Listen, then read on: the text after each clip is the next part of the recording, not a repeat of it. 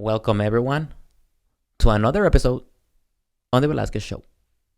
Today, I have a very special underdog story told by our special guest, Kennedy Argueta.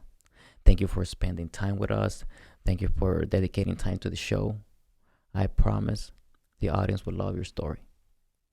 I hope everyone gets to learn from it and understand that when mistakes are made, it's never too late to change and become great.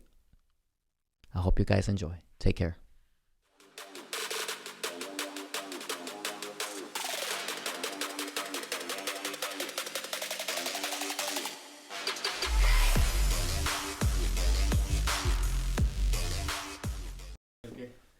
¿El cera de cámara, crees? No, claro, digo, siempre se puede mejorar la cosa, ¿me entiendes? Claro, siempre, siempre, siempre. Créeme de que yo creo que lo tengo una vez bien y después me doy cuenta que ya no lo tengo, que quiero cambiarlo. Siempre vas a querer cambiar algo. Bueno, welcome everyone to the Velasquez Show. Today we have a special guest, Kennedy Argueta, ¿verdad? Argueta. Argueta, Silent U. okay, Argueta. Really? Yeah. Oh, pero en inglés? But in English? Argueta. Argueta? Okay. Kennedy Argueta, welcome to the show. Welcome you. for taking the time off your schedule and to be here and support the show and also to share your story. I want to know how was your New Year's with your family? It was good. It was a little bit different because we just had the loss of my grandma. Really? You know, I think I told you. I didn't tell you. No, but she passed away November 14th, and so No, I don't think you no. told me. Yeah, so it was my birthday the 16th and Thanksgiving, so that was kind of tough. Sorry for your loss, bro. Yeah, it's okay. And then What do you mean it's okay? Like, nah, you weren't close to her or what? yeah, that was my everything. Okay. She was my I say it was okay because she got to tell me that she was proud of me. Okay. You know, she said what I had accomplished, the person that I was. You know, she clarified that. She gave me that you know, and I would, her last couple of days I would go, well, I'm lying. Her last couple of months I would be with her. Yeah. And hold her hand and just talk to her and try to reminisce about her younghood and her come-ups and her upbringings and how her life was. And Where's your family from? they're from a little city called La Unión from El Salvador. ¿Departamento o una ciudad? El departamento. Okay. La mera Unión. So it's like el barrio seco, según. So for us, it would be like a state. You know, it's like a state. Like for people that don't know what a departamento is, like a state, pretty much, right? Yeah. Because whenever you come here, it's no longer that. It's like Texas and Louisiana, and so for over there, it would be like La Unión, San Miguel. ¿Cómo se llama? La capital que es San Salvador, ¿no? Yeah. So yeah, okay. Is there anything that she told you that that you always remember that you can always tell your kids about? Ooh.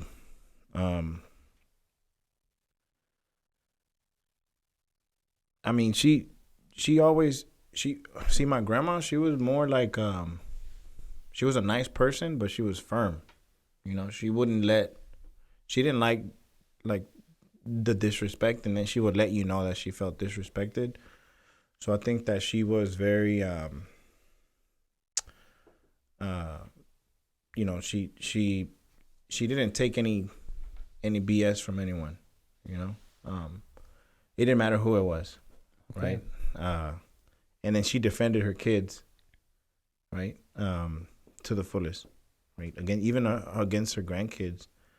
You know how some grandmothers take the grandkids side. Mm-hmm. She would always take her kid's side, and she would make it clear. Right? She would be like, "No, you need to get it together." Was she fair? Do you think she was like a fair person? No. You don't think so? She had preference. She had preference. Yeah, Okay. she Even had- even if she knew that it was not the best choice Yeah. or the right choice, I guess. Well, they say that the one that gives you the hardest time is the one you care about the most, Okay. Yeah. right? So it was like her toughest daughter was her main one, and then Yeah. her toughest granddaughter was Yeah. her main one. So it was like, Like now it makes we sense. got the short end of the stick. Well, it happens. It has to happen to someone, right? Yeah. I mean, somebody was gonna get that. It was you or somebody else. But she showed nothing but love, man. She didn't really she never she whooped me one time, and I remember this. I was just one. Yeah, one time. Okay. And I was like 8 years old. And then I laughed, and she laughed with me.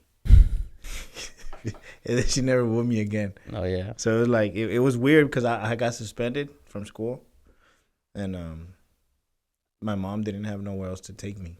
She needed to pick me up. My mom worked cleaning houses, so she would have to ride the bus to go pick me up. Was this here in the States or over there in El Salvador? It was here. It was here. Yeah, Okay. it was here, Houston, Texas. Yeah. And then she didn't have nowhere to take me, and then she called my grandma, and my grandma was like, "Yeah, bring him here." And then when I got there, I thought it was gonna be cool, but no. It was firm. She was upset, and then she whooped me. Yeah. Surprisingly, and then I laughed, and she laughed with me because I laughed. Yeah. So then it just became awkward, But she didn't really ever. She wasn't a mean grandma. She was pretty cool. I think she was just recently firm. I want to say maybe she just somebody had to kind of take discipline. Somebody had to show discipline, and she felt like she needed to. I think it was the fact that she raised her kids by herself. Yeah, I was gonna get to that, Yeah. but now that you brought it up, I was gonna ask you like, where's the grandfather? Where's the He was a womanizer. He loved women. Mm-hmm. But he only had 2 women pregnant. His entire, he got 2 women pregnant, which was my grandmother and his wife. Okay. Of the time right now, who he had 5 kids with, and then he had 7 kids with my grandma. Okay. Do you think that's like a cultural thing, or you think I think that happens a lot in our culture? I see it a lot. It's not uncommon. Of course, it's uncommon to talk about it. How long did you take to get here, like from the house, from where you came from? What do you mean? Like how long was the trip here? Well, almost an hour. And just shit. ¿De dónde? The Bellway and I-10. But it's because I went to pick Isaac. Oh, okay. Yeah, and then I drove. So it was about 20 minutes to pick him up and about 38 minutes to get here. Okay. Yeah. Damn. ¿Había tráfico? There was traffic? Nah, no traffic. No traffic. West Park Toll Road. West Park and then what? Bellway 8? No, 59? No, 9. Well, no. Yeah, I took I-10 and then West 90 Mm-hmm. or 99. 99. You took West Park? You say you took West Park? No, I meant to say the toll road. Okay, toll road. Yeah. Well, because you got West Park that charges you, 99 charges you, and then Bellway 8 charges you. Yeah. Did you pick him up going towards 99, or did you pick him up coming towards Bellway 8? I picked him up on I-10. I-10? Mm. Okay, like around Memorial? No, more towards New Katy, Greens Point. Greens Point. Yeah. Okay. How's that area doing? As far as what? Geographically? I think the Venezuelans is taking over. Oh, they are? Yeah, Venezuelans, Colombians. Colombians? I work with a lot of Venezuelans. That's why it's funny. Yeah. Those guys are coming in heavy. They're coming in hard, man. Yeah. They're gonna. They say that the Chinese is gonna probably be the ones to rule. Mm-hmm. I think Venezuelans are gonna be up there too. Yeah, man. I heard some nasty stuff on Greens Point before, like a few years ago, man. It was controlled by the but who was controlled by with the In Greenspoint, yeah. I mean, it depends what part of Greenspoint, right? But maybe the Bloods, I don't know, Shit. Cribs.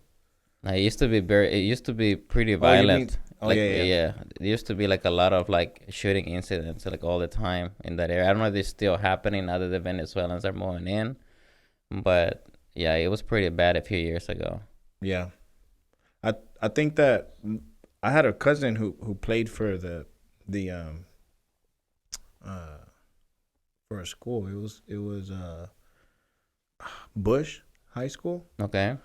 and he lived in that area, and he used our address because I guess the students in that area was just terrible Yeah, and that's the thing about the environment.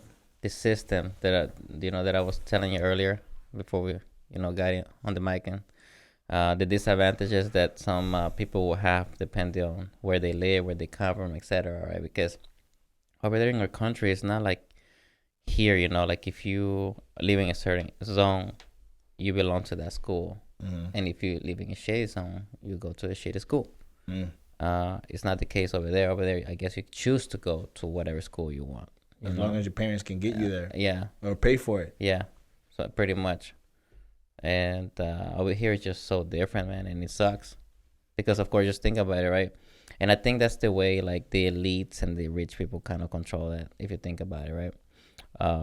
If you live in a rich neighborhood, you have to figure out a way how to control that to keep it that way, right? Yeah, And that's what they do here. yeah. Segregation maybe, or trying to They don't want to. separate. They don't want to call it that. So they call it something else. They call it what's it called? I remember this term that we used a lot in college. It was ¿cómo se llama ese? Well, pretty much it's like they separate something separates the neighborhoods. Something separates the zone. Whether it's the freeway, whether it's a street, whether it's something that divides the neighborhoods from the good neighborhoods and the not so good neighborhoods. Yeah. Si tú like if you go to Pearland, right? Mm-hmm. The Bedway 8 separates the ghetto neighborhood and then the nice neighborhood. Or maybe there's a Sprouts and then a Fiesta that separates them. That too. You know what I mean? Mm-hmm. You're not gonna find a Sprouts in the hood. You're not. Right. You're not gonna find it because of course the people that are gonna go to Sprouts are gonna be people that are gonna like pay those high prices. It's so I'm not gonna hit hard on that because we'll never finish. Okay. That's a never-ending conversation. I'm gonna stick to the to you To the topic. Let's stick to the topic. because I want to ask you some questions. Yeah, yeah. So, okay, so can you tell me exactly like how did you grow up, and at what age you began to kind of earn your own money? Well, my come up wasn't too terrible. It wasn't too bad. Mm-hmm. But it wasn't the greatest, right? I knew that I had friends that had more than I did. By the car that we drove, right? We drove a old school Toyota 4-door. I don't remember. I don't know if it was a Toyota Camry. At what age did you kind of like start to notice these things? Because Oh man, I was young. I was man. Were you born here? Yeah, I was born. I had the privilege to be born in California, Los Angeles. Okay. I was born into a wonderful woman, an alcoholic father. Okay. Who was submerged in alcohol. I mean, I have a similar story. I don't remember this, right? Yeah. To make it clear, I don't remember my dad ever drinking. We drink together now, occasionally, right? When I used to drink. Okay. But when he would try to hide it, because he still tries to hide it from my mom, which is funny, like that grown man tries to hide. Are they together? Your mom and your together. dad? Yeah, Okay, yeah. wow, that's crazy. But man. that's how bad he was an alcoholic, Like Yeah. I would think like, why does this grown man trying to hide drinking? And it was because he probably knows he feels convicted Feels of guilty. the guilty for Yeah. all the stuff that he put her through. But I was born from an alcoholic father. He wasn't abusive, from what I know, Mm-hmm. right? But he drank 7 days a week. Shit. Yeah, and I mean he would work to pay for his alcohol. Yeah. And yeah, my mom decided, she's like, you know what, enough is enough. My sister was 3 and I was 2, and she decided to say, hey, I'm leaving. Like she put her foot down. Again, she has my grandma's tendencies, you know, where she's just like she's very firm, but at the same time the sweetest person, right? She's a scary lady, but again, she's very sweet. But she put her foot down and she said she's leaving and she's coming to Houston. And she had a friend here. It wasn't even a family member. Yeah. It was a friend. She was the first of her family to be here, right? And so it was difficult for her because she came in with my dad's sister was married to her uncle, which was kind of weird, right? A little. But they were the same age. They were kind of like, they're not too, the age difference is not, it's not big, right? But that's how she met my father. And she got on the phone with a friend and was like, hey, I need to change the lifestyle. And her friend lived with her 4 kids and her husband. Shit. So when we moved here, we moved into a closet. The lady was like, yeah, come on, I can set you guys up. And For how long? my mom, according to my mom, right, because obviously I don't remember the story vividly, but for a few months, Okay. maybe a year or 2 tops, we lived in a closet. And my sister says that you know, she remembers parts of that story, you know, and I don't. I was too little, but my sister does. She remembers that. She remembers that struggle. So from that moment that your mom moved to Houston, she decided just to stay here, and then your dad came. No, he followed her. There. Yeah, he followed her immediately. He didn't hesitate. He was like, no, I'm gonna go with my children. I'm gonna stick to my kids. And it was his upbringings, right? Because my grandfather raised them both, raised all 9 kids. Yeah. So he had his upbringing was, you know, stick by your family, and you know he was, I don't know if it was that he was taught well, but that's what he knew. He knew that the man was supposed to provide for his family. Yeah, I think that's the way the Hispanic culture usually is. At Yeah. least that's why they try to, raise us with that mentality, right? That we're the ones that we're supposed to be the provider, the protector, Yep. the leader, etc. But then you have those women that think they're independent. Oh well, that's another subject. that's another topic, my man. we don't want to lose track of it, because I'm very curious about how you got where you got today, right? So once you were in Houston, your dad came, follow your mom. Yeah. I'm assuming after some time you guys got your own place, right? Yeah. We got our own place, and it was in a little place called Town Park. Town Park, yeah. Yeah. There's nothing but SWCs, Black Rags, Southwest Cholos. Mm-hmm. Yeah, and that's where it all began. And then we stayed in that same subdivision. We never left Bel Air, right?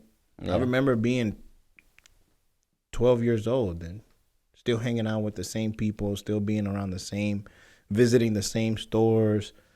It became like a habit, right? Like a way of life. A way of life.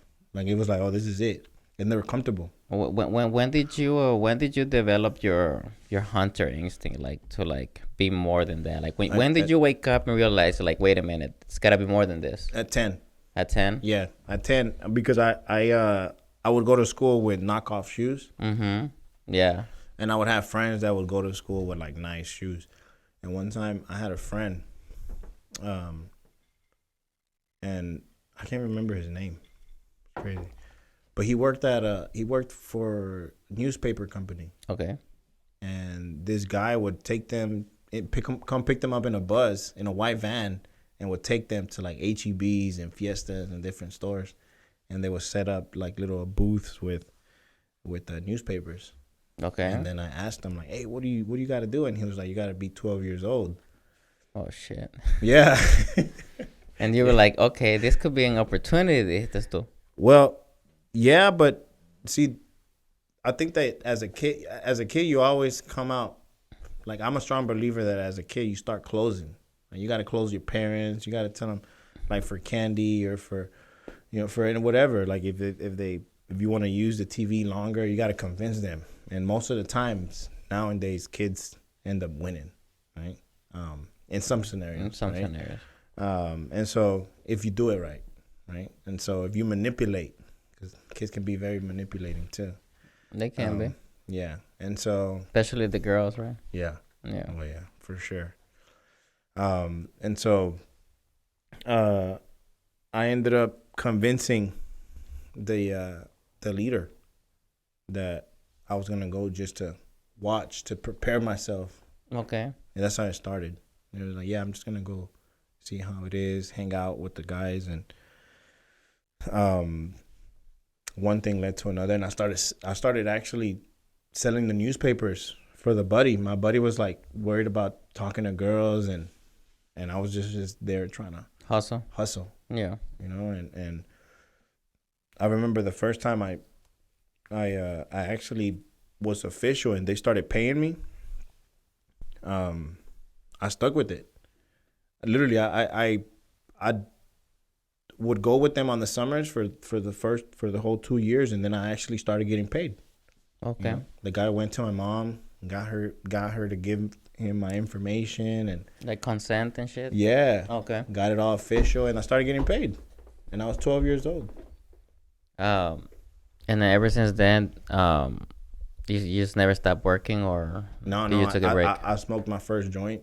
Okay. I started smoking at an early age. Can I ask, since you went through that, how do kids at that age are able to kind of have access to these, I guess, like, I don't want to say drugs, but like joints and shit, like things that usually adults do, right? Like, how do you guys get access to it at such an early age? I mean, I think the older brothers introduce it to the younger siblings. Okay. And then it ends up kind of transforming into a thing where you get access to it. So okay. I remember telling my buddy's brother to go buy the cigarillos, or go get this or go get that. Yeah. From just because obviously you were afraid, right? Yeah. To just walk up to a dealer. The dealer, yeah. Or to the person that had. So it was more like, somebody that you knew. It was either your homie had it because his older brother had it, or, And when it came to hiding it from your parents, how did you manage to do that? Because I mean, if they find out, they were gullible. I mean, dude, they didn't. I don't think they really knew. Okay. I don't know if they even cared. Even by the smell. Yeah. No, well, see, back then we were only smoke regular weed, so it wasn't even like. But it was still. No, but it didn't smell. It didn't smell. It didn't smell. It didn't smell strong. Okay. Yeah, so it was nowadays. You got gas that just you could smell it from you driving on the highway, and you can smell somebody. Yeah, because I never heard of a weed not actually smelling or reeking. Yeah, no, regular marijuana can be. Okay. Yeah, the Reggie, they call it stress. Just regular. It's not too potent. I mean, it'll still give a sense of smell. Don't get me wrong, but it wasn't like a skunk smell. It was more like a natural. Because I had a friend, man, like he was, let's just say that he had access to like people that, kind of had those merchandises per se. Mm-hmm. And but I always ask, like, how did you manage to get it? Like, where your parents, where are your parents at? What are they doing? And I realized that they were just working all the time. Yeah, So really, they weren't really paying attention to what he was doing, right? correct. And I don't know if that's the same story with you, right? Yeah, no, it's similar story, but we would get the daily consumption, so it wasn't like something that you would bring home. Okay. You know, it would be something So it'll like, be something outside, and you'll. yeah, Okay. handle, take care of business, and then come Okay. home with nothing, like no evidence, get rid of the evidence type of stuff. Okay. Yeah. And then yeah, for sure, that also had a lot to do with it. My dad worked in construction, and then my mom worked cleaning houses. Yeah. So they were. I mean, my mom would get home after we would get out of school, and then my dad would get home like when we were already asleep. And the next day we would wake up and he would be gone. You know, so it wasn't like I was raised with a father, but I didn't have my father. I didn't have a father figure. My mom was my dad and my mom. Do you think that has to do because they came from a family that really didn't have a lot of money and they had to really work all the time to be able to like provide and No, no, because I think that we didn't have a lifestyle that was like. I think they had their own personal. objectives? No, like their own personal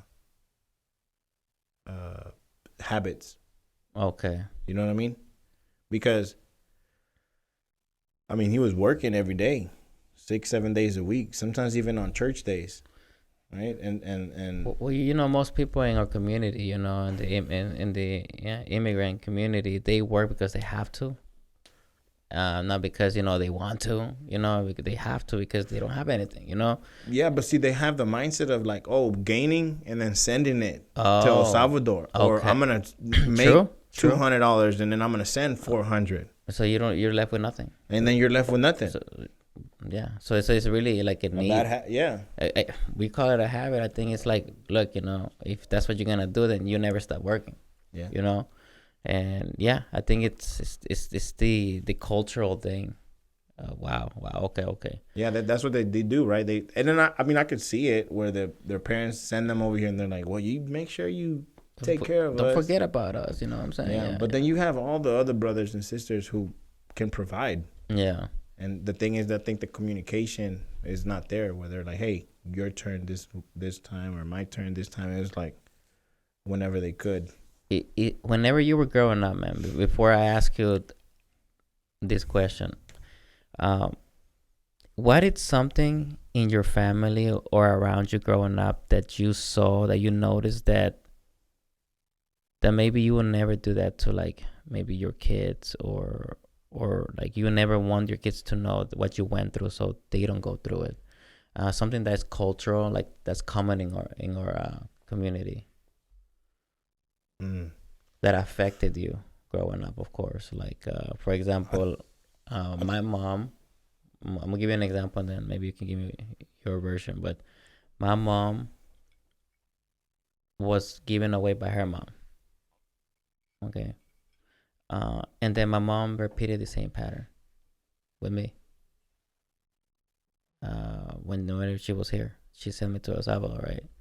So, and that happens a lot in our culture. But the thing is, like, it doesn't happen to everybody. It only happens to some people. So I guess some families believe that, okay, because my mom did it to me, I'm gonna do it to my son. But it doesn't happen because it happened to me, I'm gonna do it to them. I think it just happens because that's what they saw, that's what they learned, and that's what they're gonna execute Mm. unconsciously, right? But they Yeah. have no idea that affects the child, that affects the person psychologically, right? So what's something that you can think that you saw growing up that your mom repeated that your grandma did, or your dad did that his grandpa did, or his parents did, and probably something you avoid to repeat it, or you avoid to do because you didn't want to do those things because you want it to be different, like habits, I guess. Yeah, Yeah. I think you make a valid point when you say unconsciously, Yeah. right? Because a lot of times, I mean, they're your mom or is your Yeah. mom. She genuinely cares. She loves you. My mom did the same thing with my older brother, but instead of giving him, she left him, right? I don't ever, I would never in a million years imagine leaving my kid. Yeah. Right? I'm a father of three. I got one biological son and two daughters that I'm raising. Mm-hmm. I would never leave them, right? Yeah. Under any circumstances.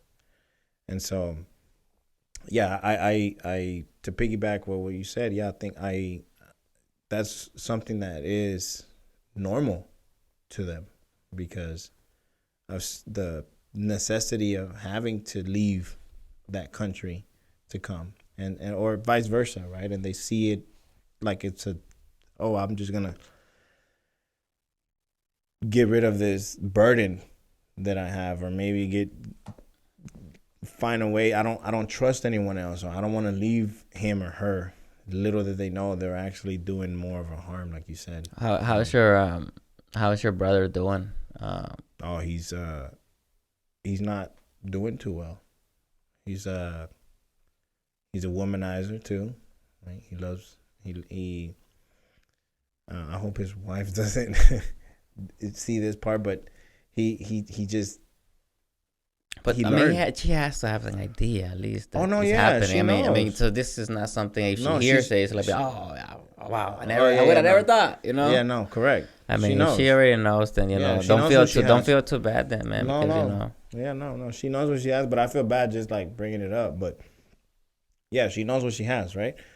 For each man his own. But he he has a drinking problem, you know, and not only a drinking problem but an anger issue. He's very angry. He's an angry child. I call him the angry child. yeah, And he's not receptive of receiving love and care. And like when my sister tries to give him a hug, he's kind of like and when I try to dab him up and tell him I love him, he's just like, do you believe maybe the attachment from childhood maybe that impacted him? Because no. there are studies that show that separation from your parents at an early age can impact you. I think it's the opposite. I think the separation of him with my grandmother. Well, Um, some separation yeah, of maternal yeah, because separation. when he came, he was like, I want to go back to with my mom. I want to go back with my mom. I want to go back to my grandmother, Yeah, and he couldn't. Right, and I think that was, he managed to adapt to that lifestyle, which was being raised by his grandmother, and that's who he was. That was his mom. yeah, And to this day, he calls her mom. Right. When we yeah, buried her, he was like, "Mom." yeah, That was his mom. Yeah, so, but what I think, to answer your question, one of the biggest things is that I wouldn't repeat is the lack of bad habits. Of anything in general, like, uh, you know, just all the bad habits that they do, the drinking, the gambling, the cursing, the disrespect, the separations, family not loving each other. Like, I would never let my child see me disrespect my sister, or yeah, or tell my brother like get the f out, right? yeah. They would do it like it was normal, like it was nothing. Oh wow.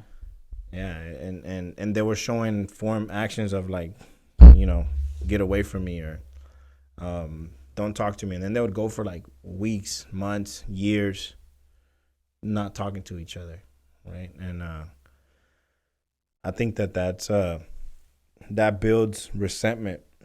That builds that we're supposed to be together, Yeah, and that love happens each a other. lot in our culture. That happens a lot. Yeah, Yeah, and if you notice, Christmas isn't the same. yeah, The New Year's isn't the same. When family is separated, like I remember being 15 years old and throwing parties, and it was like lit. yeah. You know what I mean? I'm talking about nephews and cousins and everybody just partying, and now, it's different. And that shit spreads. What you mentioned, it spreads throughout the whole family, and then, but I think I'm starting to realize that it is a cultural thing depending on where you come from. Mm-hmm. The background, education, social status. If you come from poverty or you come from a so family, and then you have, of course, high social status family, right?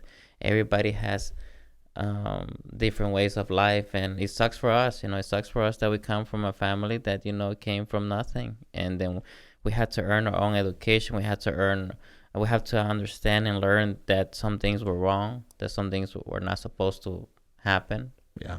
and there is a pattern to all of these ways of life, right? Yeah. And of course, on you're not constantly thinking that it's bad. It's just what you see when you Yeah. grow up, right?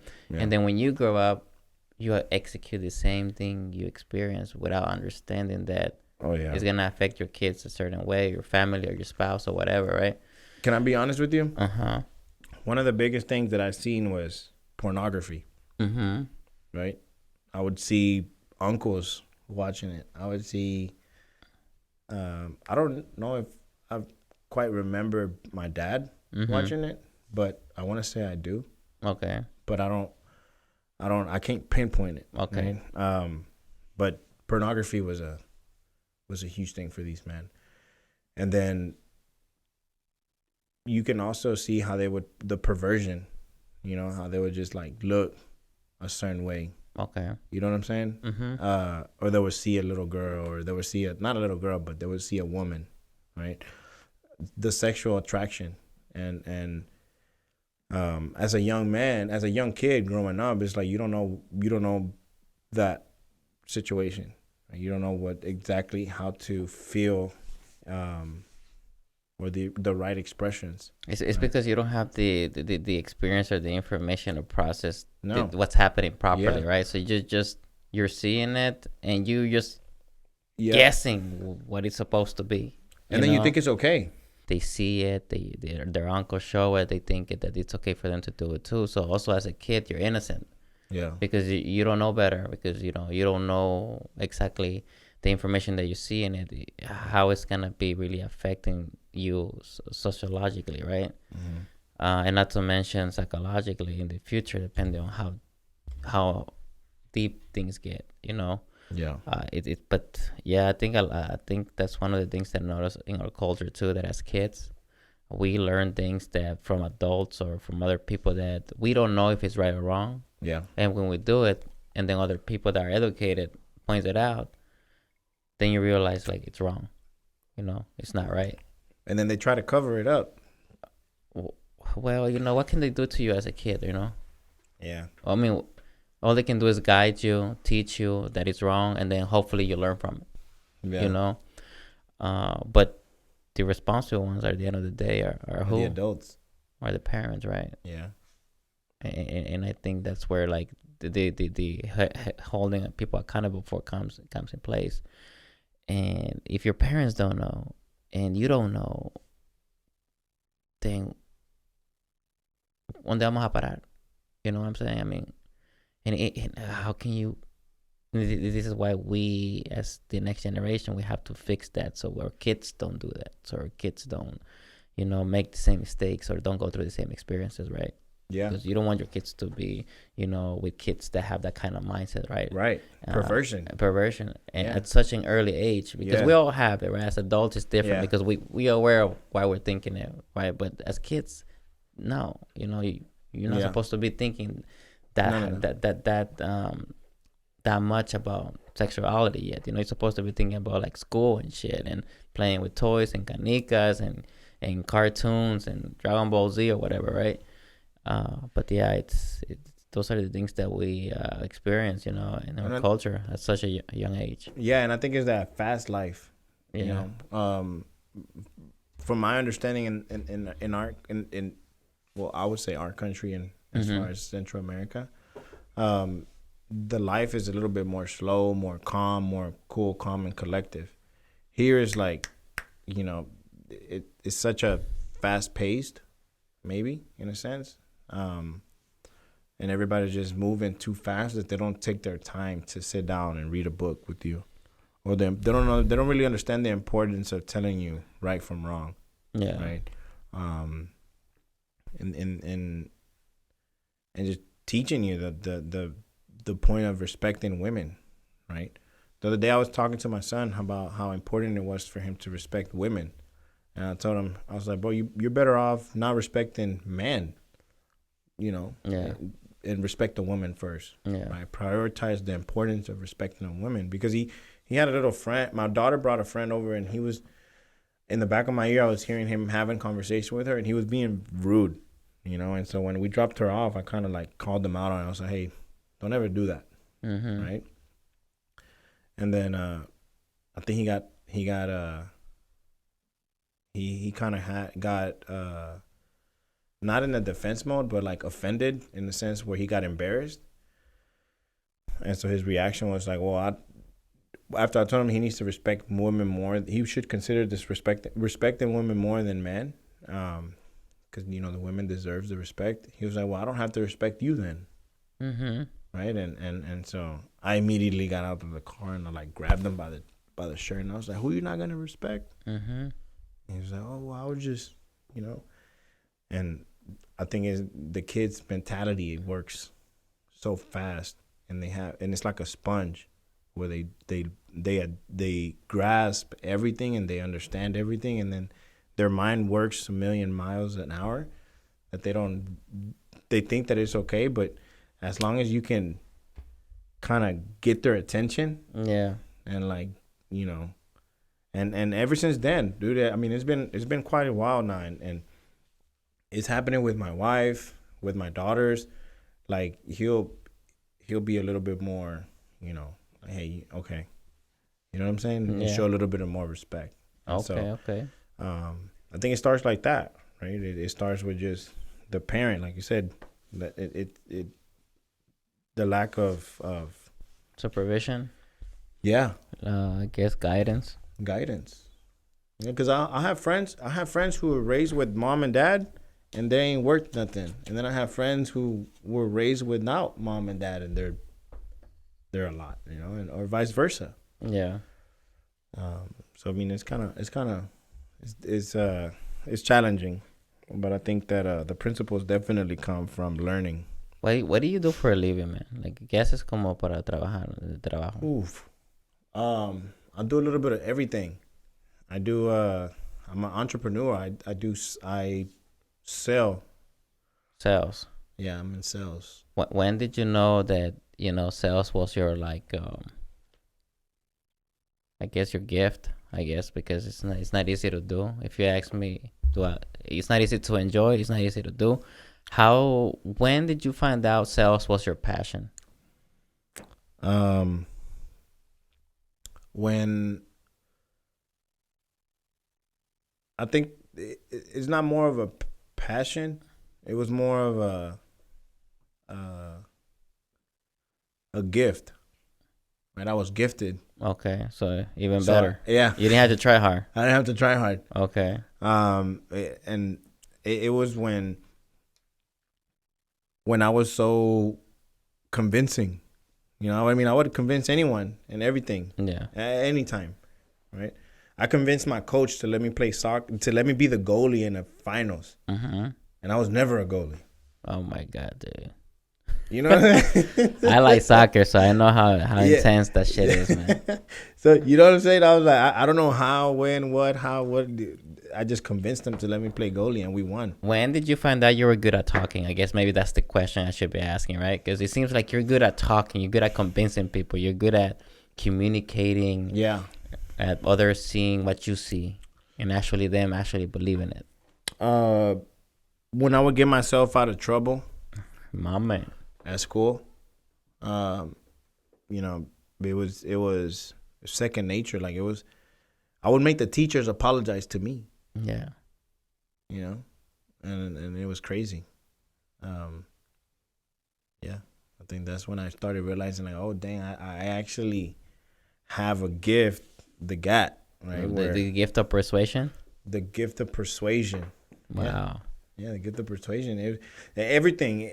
My life was like a movie. It was like everything. It was always like, it was sometimes in a bad way too, because it was like my way or the highway. And you know, I was about to ask you, like, I was gonna ask you exactly, like, okay, when did you ever came into a situation where like talking couldn't just get you out of anything?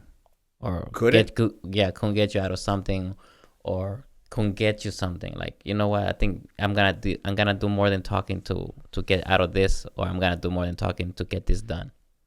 When I started dating, Okay, you noticed that the talking thing it didn't wasn't work. enough. Yeah, it was. It I mean, wasn't it enough. does work though. It does, but you have to actually back up your shit. You have to back up your words, right? No, because women are. I mean, I don't know. At that time was girls, right? I would sweet talk them, play music, the love music back Yeah. in the day, and But they like to be talked though, so you were good at talking. yeah, Yeah. but they would still leave. So I was like, oh, But maybe. but did you wonder why they left? Because if you were doing the words right, what was missing? Was it the action? Was it? I mean, action was like if you say you're gonna do something, did you actually went through it? Yeah, maybe yeah, that's you make a valid point. Yeah, because I remember my first heartbreak. It was because I told the girl that I was gonna behave and stay out of trouble, and I didn't. Okay. And I went to an alternative school, Okay. and we were dating. That was she was my girl. She was the hottest girl at school. She didn't want to date me, but I convinced her to date me. Right? And she was like, "No, you're gonna end up in bad schools again." And I was like, "No, I promise you, I won't."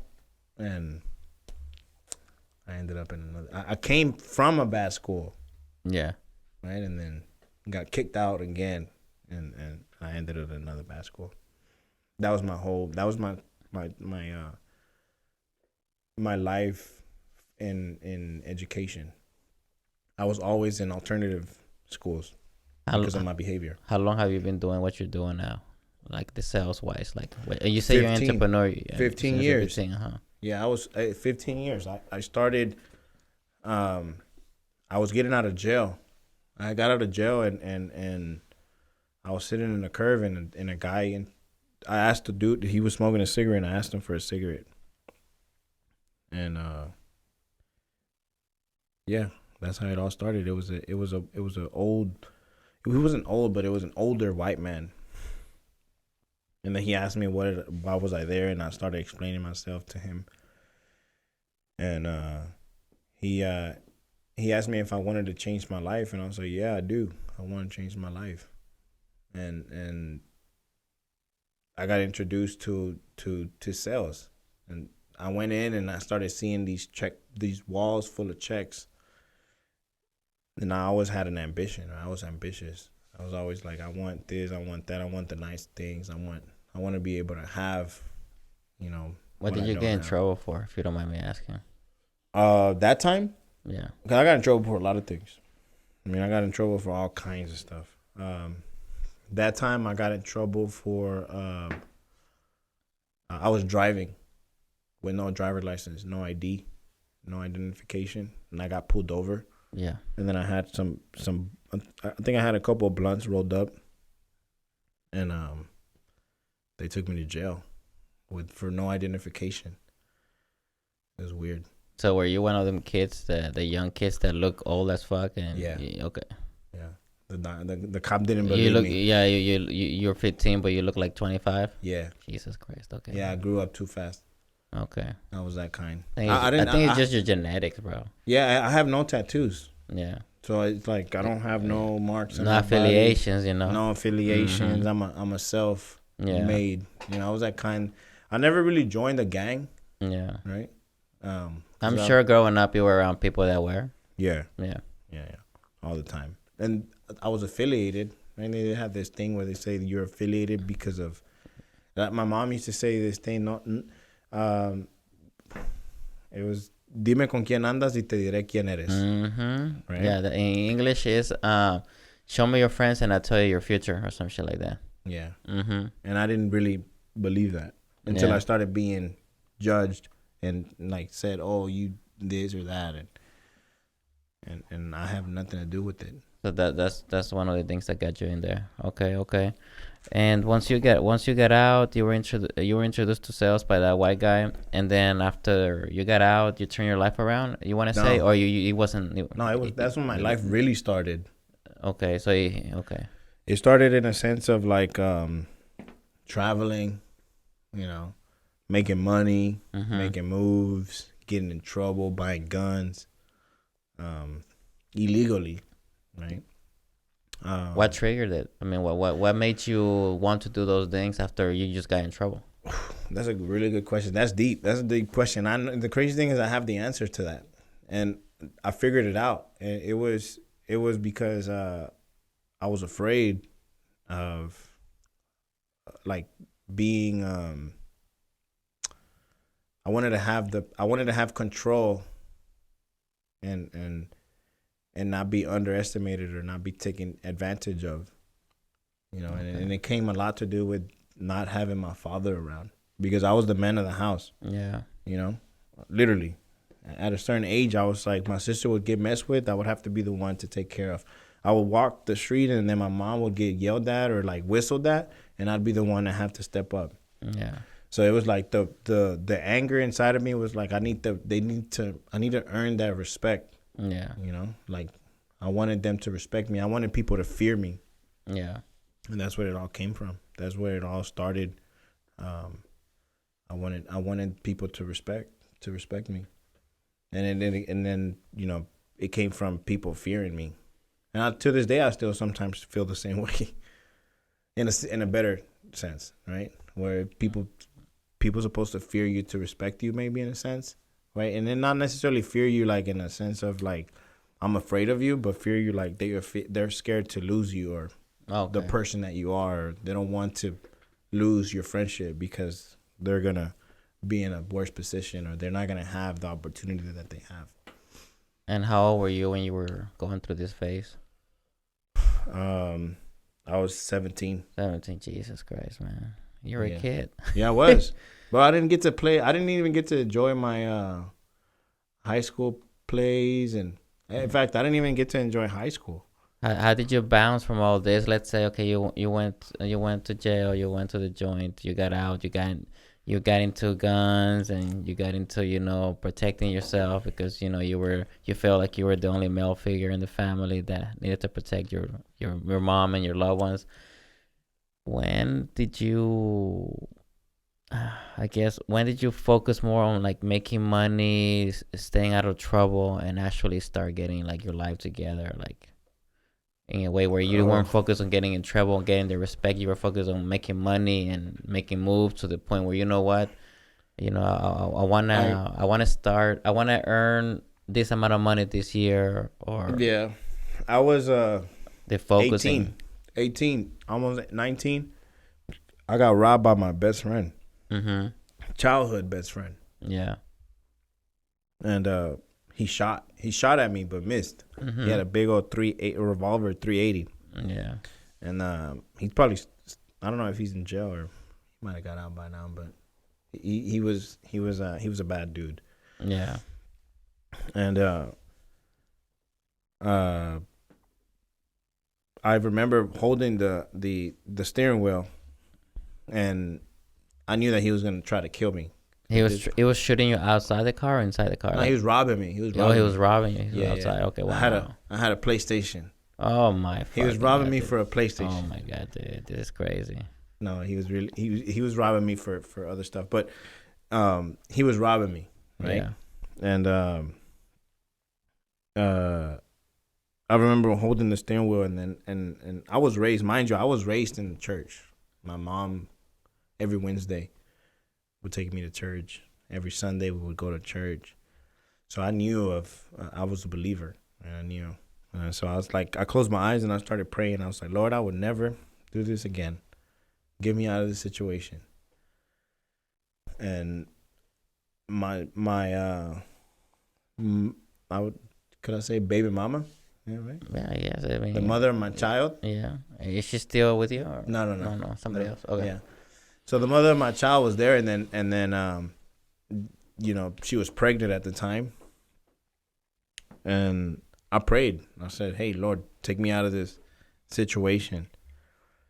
And I was able to make it through. And I remember, saying like, okay, I'm gonna leave this lifestyle alone. Like, I don't want this no more. I lived it. I seen my cousins get killed. My right hand man get murdered. strangled. You know, he got killed right there on Belfort because we were making moves and selling drugs, and you know, and so it was just a matter of time. So that was pretty much like your warning right there, right? Pretty much like your wake up call, like, okay, like, you know, this can get worse. Yeah. So what happened when he missed? He left. He ran. What happened? He ran, and then the mother of my child grabbed me and she pulled me to the passenger side, and then she ran around. Mind you, she's pregnant at the time. My God, then she ran around the car and got in the driver's side and then peeled off. And then she ran me straight to the homie's house. And we were actually in Club Creek at this time. Or no. Yeah, Club Creek. Where's this at? Sharpstown? No, it's right there on Beach Nut in the Beltway. Okay. You I know? wasn't too far. No. No, yeah, you're not that far. Yeah. Okay. And you know, there was no reason why. Even the what is the guy that's, what is it called? The guy that gets there to see the evidence after the scene. The forensics. The forensics. But nobody died, right? No, they weren't gonna stay there long. No. Yeah. But they did see that the bullet traveled. You know, and the way the bullet traveled, and then I remember that guy saying, "Hey, do you believe in higher powers?" And I was like, "Oh yeah, of course." Yeah. So, yeah, there was only one way that bullet could have traveled to miss you and your baby and your girlfriend. Yeah. And I was like, "Oh, okay, yeah, you know, trust me, like I know." And so the bullet literally, it was so close to my shoulder that the gunpowder burnt my shoulders. Yeah. Right? The gunpowder. And then it hit the side of her seat. Right? You know, the seat that has the side. It hit the side of her seat, and then it went through the back. That's crazy, dude. Yeah. That's crazy. One ricochet wrong. Yeah. Gone. Right? Any one of us. Yeah. And so, that was, at that point, I was like, okay, you know what? I need to fix my life around, dude. So that was the moment. There, yeah. You know? It was like it was too much. Yeah. I was anticipating. We had 4 miscarriages. Oh wow!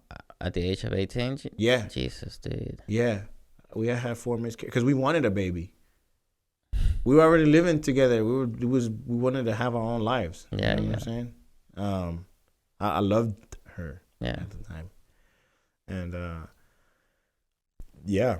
and God had different plans, right? And so.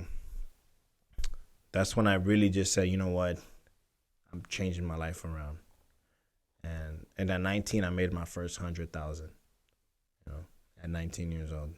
Legally or legally? Okay. Legally. Yeah, legally. I was like, okay. Okay. I want to make sure that the audience understand that it's possible. That it is possible. I made more money legally than I did in the streets, and I would be in the streets hustling hard. Yeah. Like I'm talking about crack, everything. What did you do? What, for sales? Yeah. I learned. I went and I picked up on the top producer, right? The person that was doing the best in the company. Producing what? You gotta be specific. Oh, sorry. We've been talking about so many things. We want to make sure they understand that. So we were doing sales, electricity, energy sales. Really? Retail, door-to-door sales. What year was this? This was in 2000 and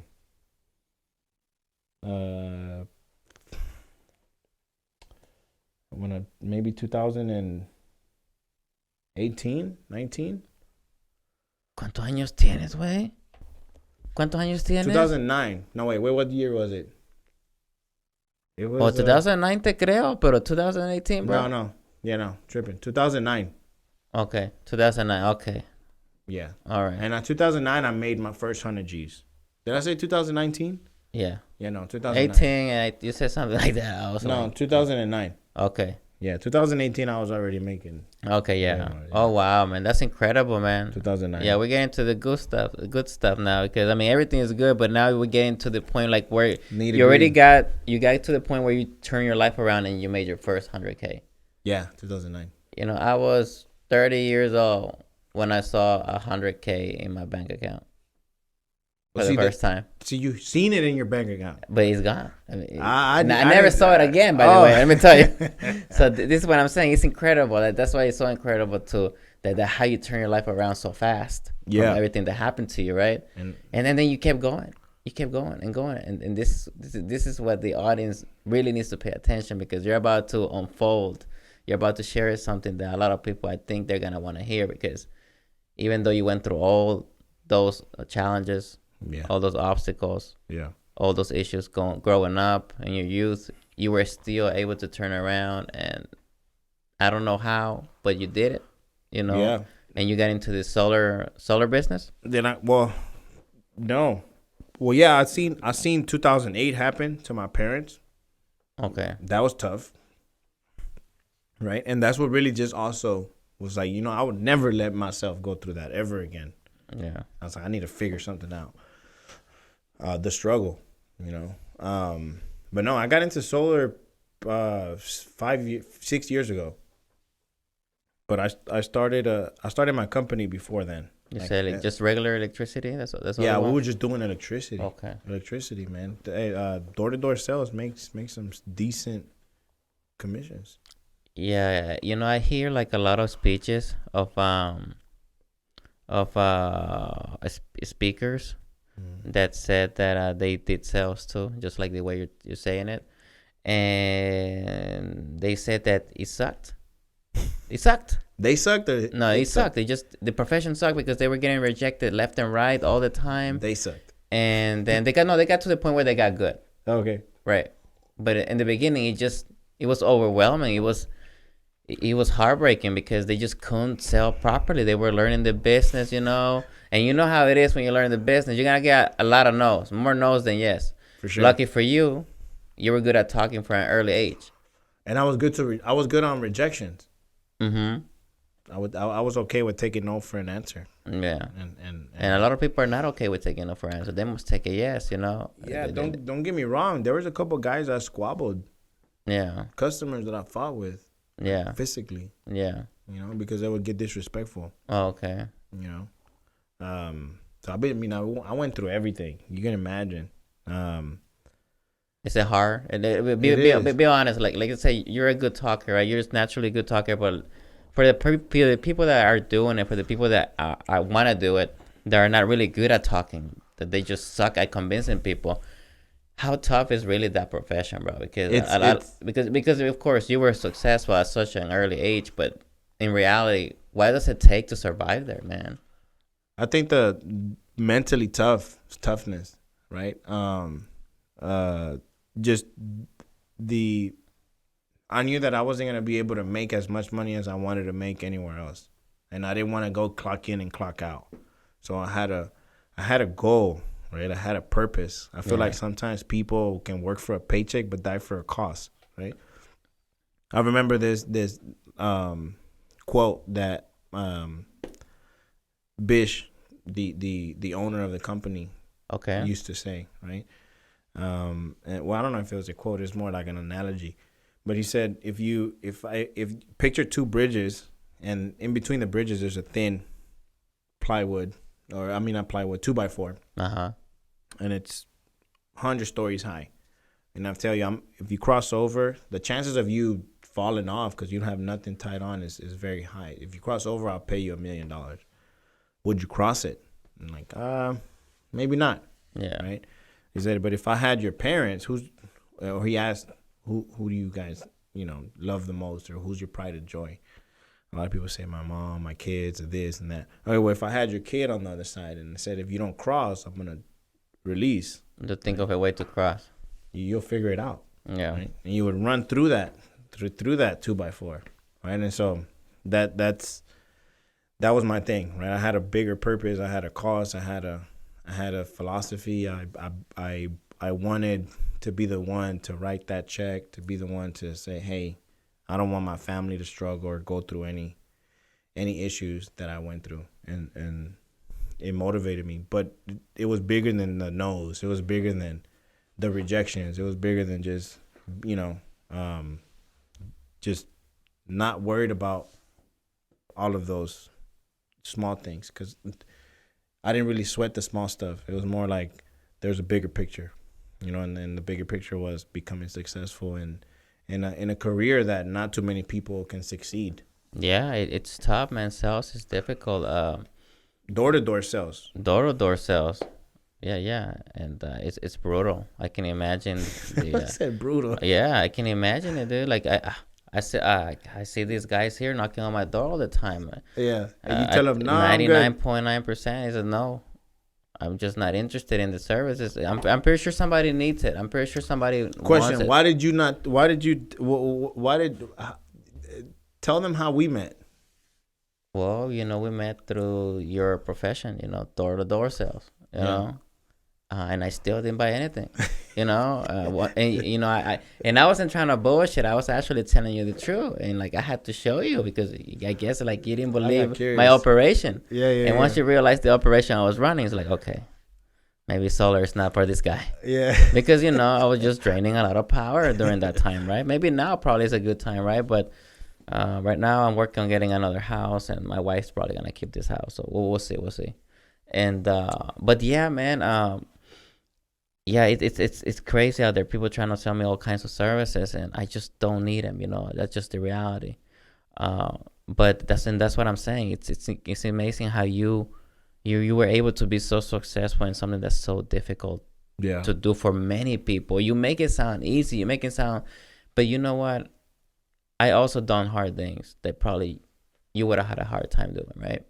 And but you do things that most people will have a hard time doing, which is door sales, Well, sales in general. you'd be surprised because I never thought that I'd be doing this. I never thought that I'd be good. I mean, I wasn't. I mean, I didn't even graduate high school at that time. Yeah. Right. I didn't. My first language was Spanish. But were you My able? Were you able to graduate though eventually? yeah. Yeah. I Okay. did. Okay. Yeah, went to college and all that, but I wasn't Okay. You able went to to. college too. Yeah, Okay. Cool. got an education, but I wasn't able to. Super important. Right? Education is important. Yeah. But I wasn't able to. I didn't even know how to spell.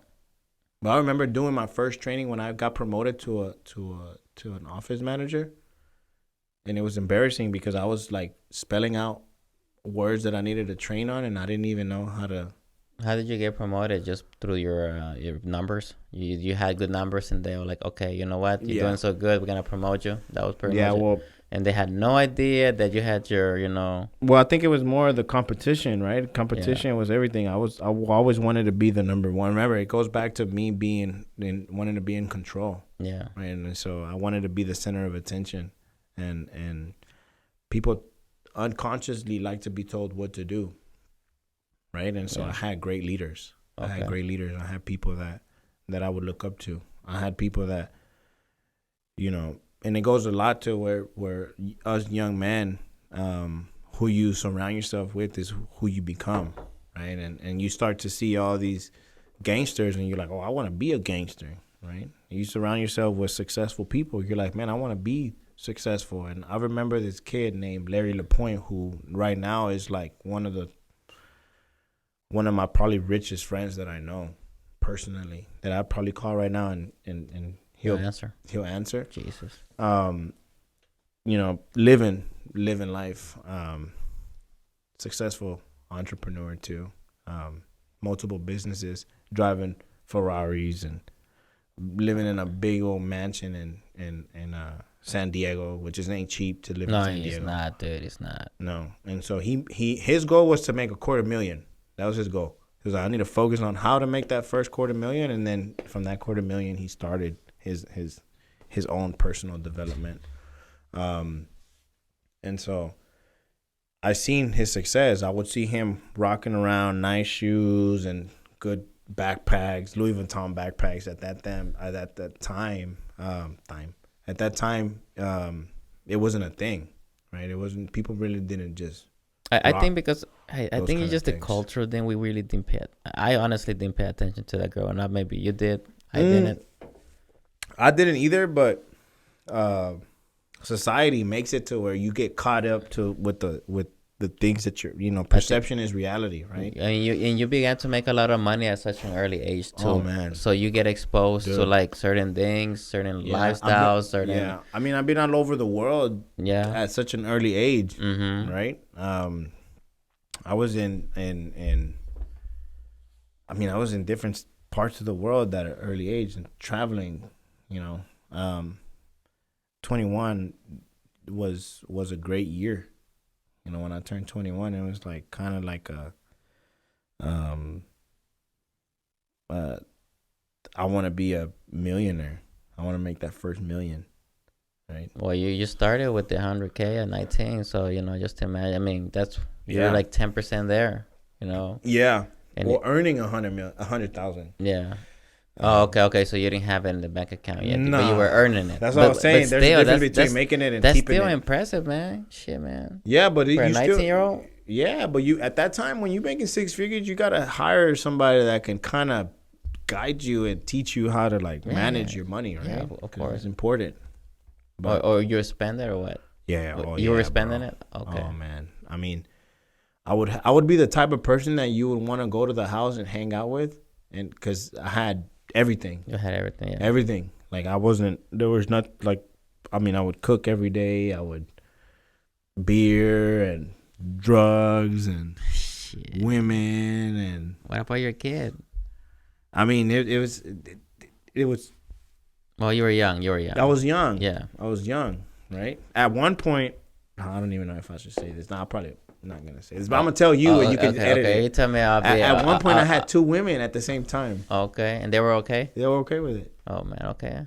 You know what I'm saying? That's how much of a baller I was. What person thinking at that time. But what happened?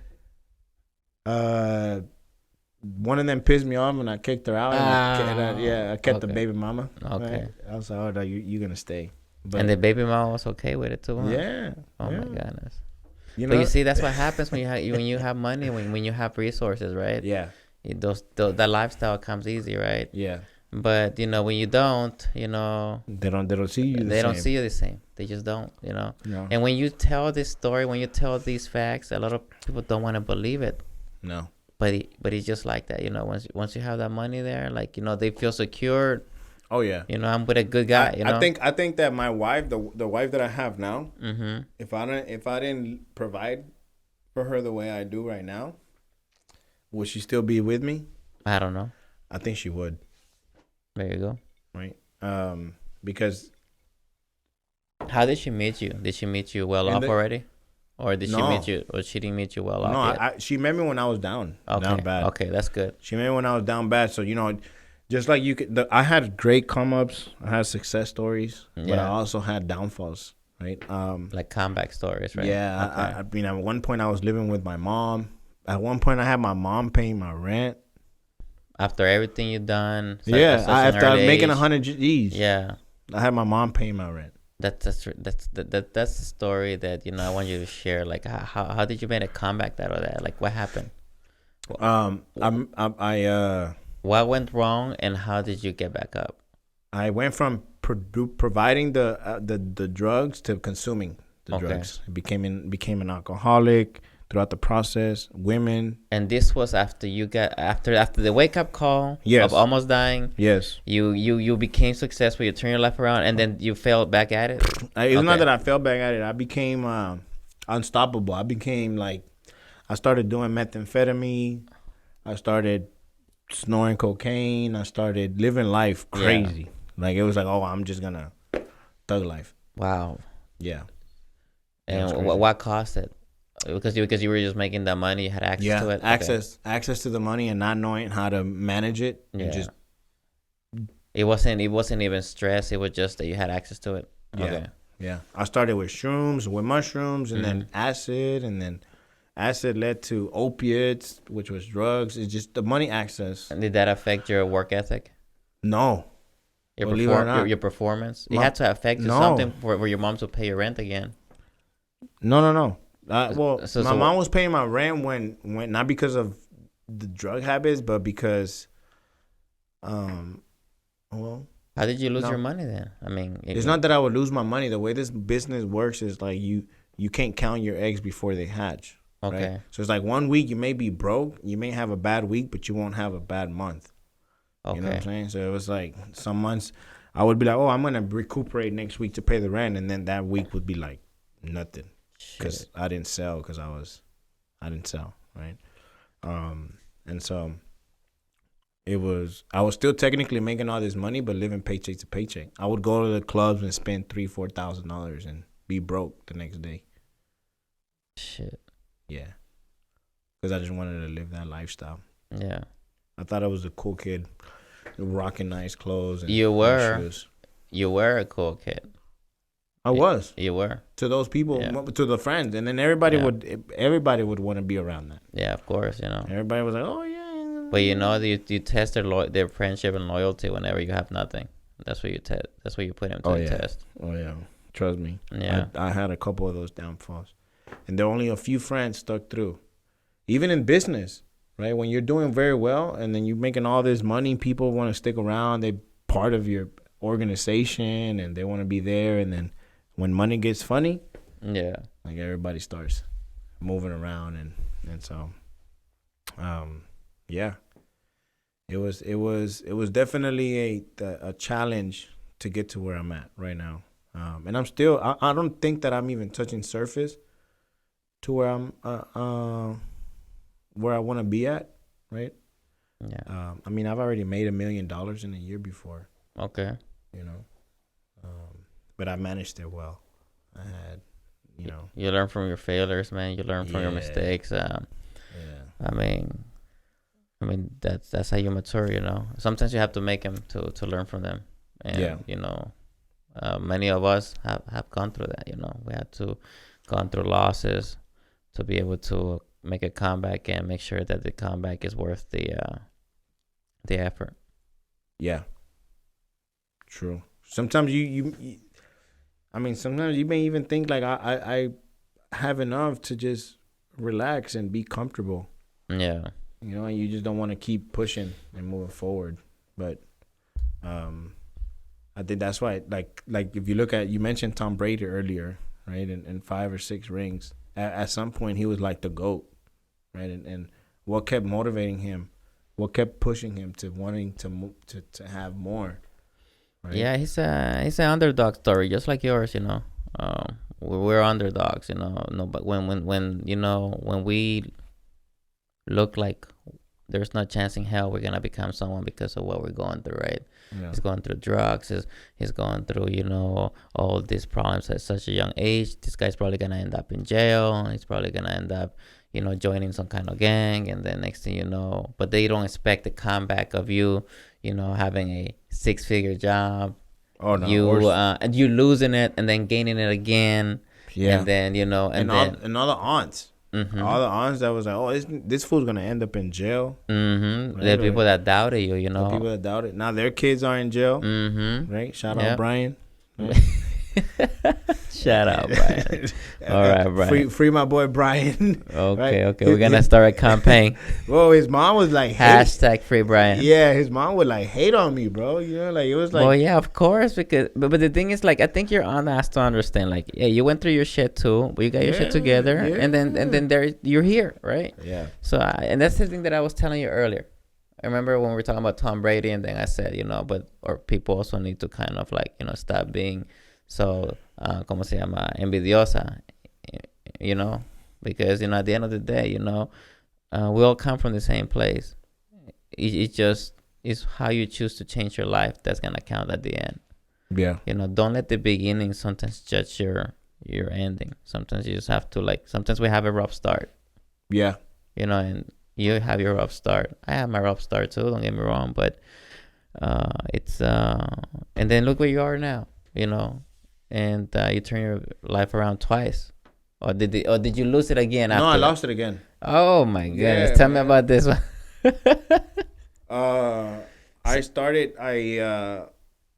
Me and my wife got physical. Oh shit. The wife that I am with now. She just kept being disrespectful, dude, and obviously there's no justifying anything, but I kind of grabbed her a certain way and then I pinned her down, and when I pinned her down, her knee just popped. Oh shit. Right, and I'm like, oh shoot, like I messed up. I'm going to jail. I broke this woman's foot. I don't know what can happen. Right. So what happened, dude? Like, okay, it was a abusive relationship. Yeah. And what happened to you with that? She did press charges? No, she didn't. No, she didn't press charges. But is she okay though? Can she walk now? Yeah, of course. Okay, yeah, she's walking. You took her to the Beautiful hospital. Woman. I did take her to the hospital. Um, Beautiful woman, great mother of my child. She still forgave you too, huh? She forgave me. Yeah, she did. And we used to sleep in my back then I used to drive a 2009 Cadillac Escalade, and then I went from a 2009 to 2020 to the new one. So you've been sticking with Yeah, Cadillac I'm the a whole Cadillac time. guy. Yeah, if you can see your cameras, you can Yeah, see my newer one. I saw the Cadillac. Yeah, Yeah, I got a XT5. yeah, Yeah, did. little one. I just Yeah. got to it. It's all right. You know, it's not bad. Yeah. Not bad. I'm telling you, bro. I'm a Cadillac person. Yeah. And yeah, so she we went through that, and we went through struggles. She used to sleep in the car. We used to sleep in the car together. You know, it went from like being in a relationship with my baby mama, and my mom's calling her a prostitute because she was a housebreaker, and I mean it was crazy. And then drugs were involved. Then at one point we got raided. The house got raided, and FBI came through twice. Right? Somebody snitched or what? Yeah. It was a bunch of stuff. You know, this girl went through hell and back. You know, and she stuck through it. And then my mom got sick with cancer. This was a third strike. You know, my mom got sick with cancer, and I started. What year was this? This was in 2018. Okay. Yeah, she got sick with cancer, 17, 18. And I was already going to church. Started going to Hope City. Okay. In 2005. Yeah. No, 2015. Started going to church, because in 2014 is when I broke her leg. And she's like, I'm done with this abusive relationship. I was like, I'm done too. And it was like a lot of back and forth. She would leave, I would leave. She would come back, I would come back. It was like a bunch. It was very unstable, you know. It's called toxic, right? Toxic. Yes, dude. Yeah. And but we didn't want to leave each other. It was like we loved each other so much, in a sense, right? And she said, I'm done. And I was like, okay, you know what?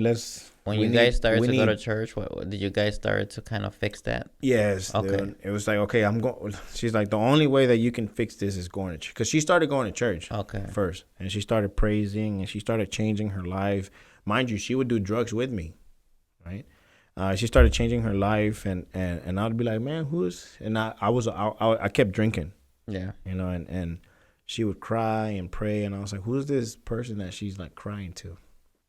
And I knew who it was, right? But I was like, what is she doing?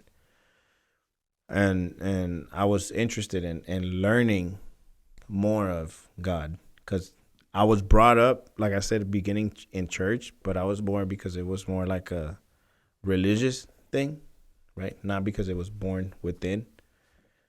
And I started going to church this time because I wanted to. I wanted to get to know the person that she was serving, because I would see the brightness, I would see the light in her face, I would see her happiness. Her happiness didn't come from me at this point. Yeah. It wasn't from me at all, right? It was more like the person that the God that she was serving, and I wanted that. I genuinely wanted that because I wasn't happy, right?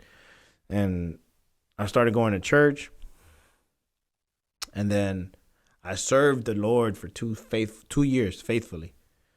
I was still doing my thing, you know. And sometimes people think like, oh, you go to church and you got to be Mr. Perfect. No, I was still doing my thing. Yeah, no. It's supposed to be a commitment. Yeah. It's supposed to be. Supposed to be. Yeah. Right? But of course, Jesus paid the price for that, right? Which we don't want to get into that conversation because this is a whole thing. But she went to church. I started going to church, and I dreaded the Christian music because I was raised with that. Alabare, alabare, alabare. Yeah. Right? You know, I don't know if you know. Yeah, that's Christian, right? Yeah. Uh-huh. And so I started listening to Christian rap, and then I ran into this brother Brian Trejo, and I started listening to his music, and super good, super great. Christian rapper, right? Um, and yeah, I mean, I was like, I want to give my life to the Lord. This is it. Like, I don't want to keep going the life that I'm living. I don't want to keep being the person that I am. I want to change who I am, internally, physically, emotionally. And then I started digging in deep. Long story short, my mom gets sick. 2 years of me serving, and I was talking to a friend the night before, and I was telling him that you know, my pride and joy was my mom at this time, and that he could take everything away from me, even my mom, and I would still serve. I would still serve the Lord, the person that I was serving, right? Because I knew the life where he took me out of, right? The person that I was and where he brought me from to the person that I am now. Even if there isn't a God, right? Which there is a higher power. There is a God. Even if there wasn't, I was like, I'd rather die believing in what I've witnessed. Because now I'm not a believer because of I was a believer because of what I was brought up with. It was more of a believer because of my personal relationship with this individual. Okay. You know, and what he had done for me. And I knew that there's no way that I could have gotten out. I should have never made it. Never. I mean, I haven't told you half the stories of what I went through, but I should have never made it. Right. And I still did. And so my friend is going through suicidal thoughts because his wife had left with his 3 kids and with another man.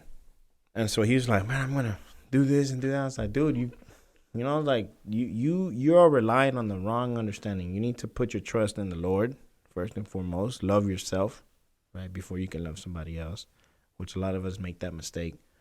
I think we need to really enjoy our lives. We need to love the opportunity that we're getting on a day-to-day basis before we can love somebody else.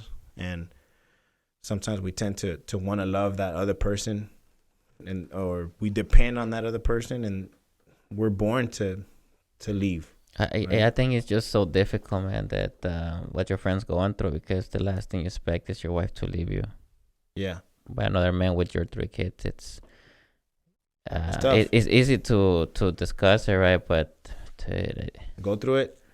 That if I go through fucking heartbreaks, just imagine, like, let's just say a girlfriend and we don't have kids together. Just imagine him with a wife, 3 kids. I think maybe he also hurts him because he messed up somewhere. Yeah, no. And I think that's what is also like killing him too, because right now he deals with strokes, several of them, so he's paralyzed. Okay. He's not being able. He's physically he's not. And then his wife probably saw that shit too. You know, his wife's like, well, I don't want to be with somebody that's, I don't want to say broken. That was after. You know. That was after. So from all the emotional stress. All the emotional stress. Yeah, dude.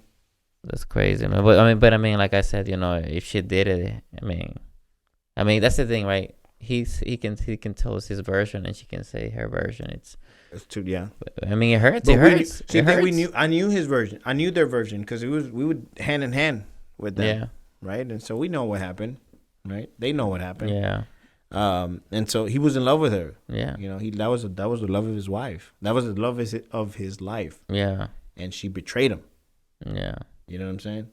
And so what do you do when someone like that betrays you? You start to have to acknowledge that human beings, we're meant to betray each other, right? We're meant to not be, at least when you don't have that, those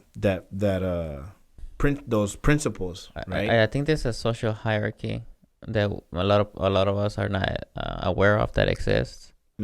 Like if you're the type of man, when you meet him, and then you have to become a certain man after you meet him, and then you have to keep maintaining the same man when you have him, and then you still gotta be a greater man when you have kids, and when you have a house, and when you have a car.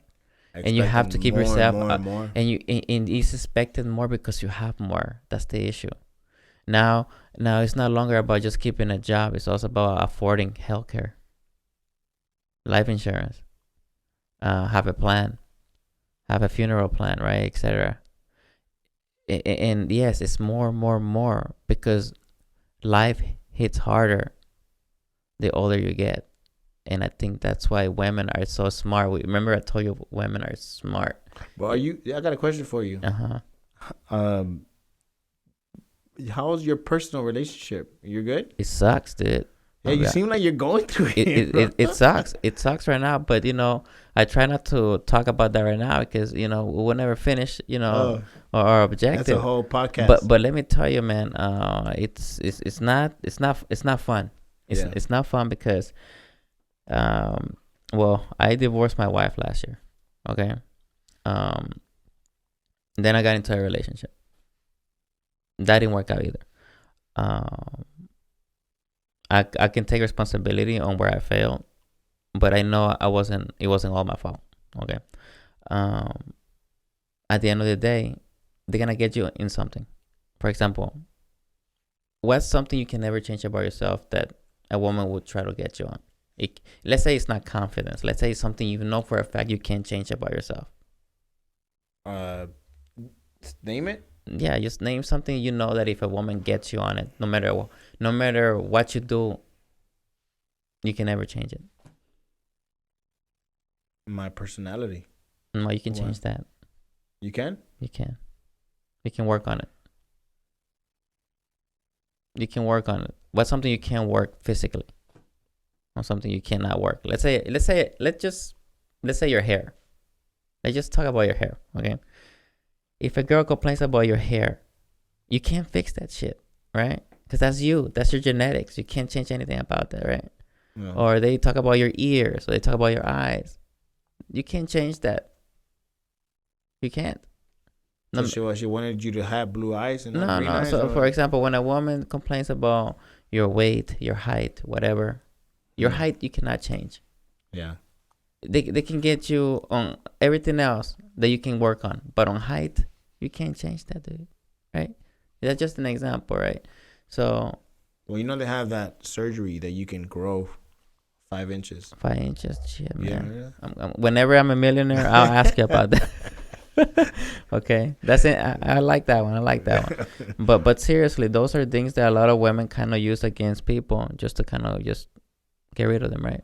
Hold it against you. Knowing that you cannot change that, right? You can change your strength. You can change your physique. You can change the way you make money. You can change the way your personality. You can adjust it. You can work on yourself. But height is something you just can't change, right? So I think at the end of the day, it's like you have to be who you are with what you got. And of course, you're already settled in. You have your kids, you have your family, you got your businesses. Well, I have my son and then my stepdaughters. You have stepdaughters. How do you? So I got my son, and then stepdaughters. How do you have stepdaughter? I have. What do you mean how? How? You married somebody else? My wife. Yeah. So who had 2 daughters. Okay, so the first one you had your kid with at 19. Mm-hmm. And then somebody else after that? Yeah. Okay. And she had kids? She already had kids. Okay. And I guess that's interesting. I'm going to ask you a question real quick. For some reason, at my age, I'm attracting a lot of women that already have kids, right? So I would. That's my question. How did you manage to make it work? The reason why I'm asking this question is because I'm not a fan of it. Do I consider it? I'm not a fan of it, but I noticed that a lot of women that have kids come my way. For some reason, I'm attracted to them. Are you okay? Like they want to be with me. Are you attracted to them too? Do they attract you? They're cute. You know what? They're attractive, but the situation with the kids, that's where my question is. Because look, it is challenging to raise other men's kids. It depends. And the reason why is because most women don't like to give authority on that to another man that's not their father. It depends. Of course, it depends, but we're gonna talk about for the most part. Okay, of course, it depends, but that's where my question is: how are you able to balance that? How did you make it work actually? Well, first and foremost, the relationship between me and the father was supposed to be established, right? So we set those boundaries, the same as her with my baby mama, right? We used to have specific conversations. We used to talk to each other a certain way. So those boundaries were set. Was it easy? Was it easy to do? Oh man, no. Okay, so you make it sound easy. Like, we just my baby mama ran her car into my car while I was driving. Okay. With my son inside of it. Oh wow, you see. Yeah, so it was crazy. So it's not so easy then. No. Okay. No, it's not. But, I think that through maturity, right? Obviously because at that time we were young. Yeah. Right? She was heartbroken. I was like, I didn't care. I'm like, I'm gonna live my life, right? Take care of my son, and I don't have to I don't have to love you to be able to love my son, right? And then with my baby mama was, I learned to know that I was meant to be in her life for a reason, to provide for her and her kids. You know what I'm saying? I feel like I was led to be there. And so when I received, like, Eliza, she was the youngest. She was 2. Yeah. And Liliana was 4. So Liliana still calls me Kennedy. Eliza calls me Daddy, right? So I was pretty much raised her. Yeah. So as the Liliana, she's the oldest, but with the father, he just wasn't able to be in the picture because of his situation. So it made it easier in a way. In a sense, immigrational status. He just wasn't able to be there. How did you use psychology? I don't know if psychology is in the picture here, but how did you manage to use a certain amount of psychology with these kids to, I don't want to say maybe accept you? Dude, I would say it was tough. It was tough because, one, you're not showing that love that you show to your person, to your own child, and accepting that your partner has to accept that, right? They need to accept, like, hey, I'm not gonna love her or him the way I love my biological son, right? Would you protect them? Of course. Okay. 100%. I would give my life up for them. Mm-hmm. But when it comes down to that expectation, I guess, sometimes whenever you're raising someone else's kids, they need to understand that first and foremost, the level of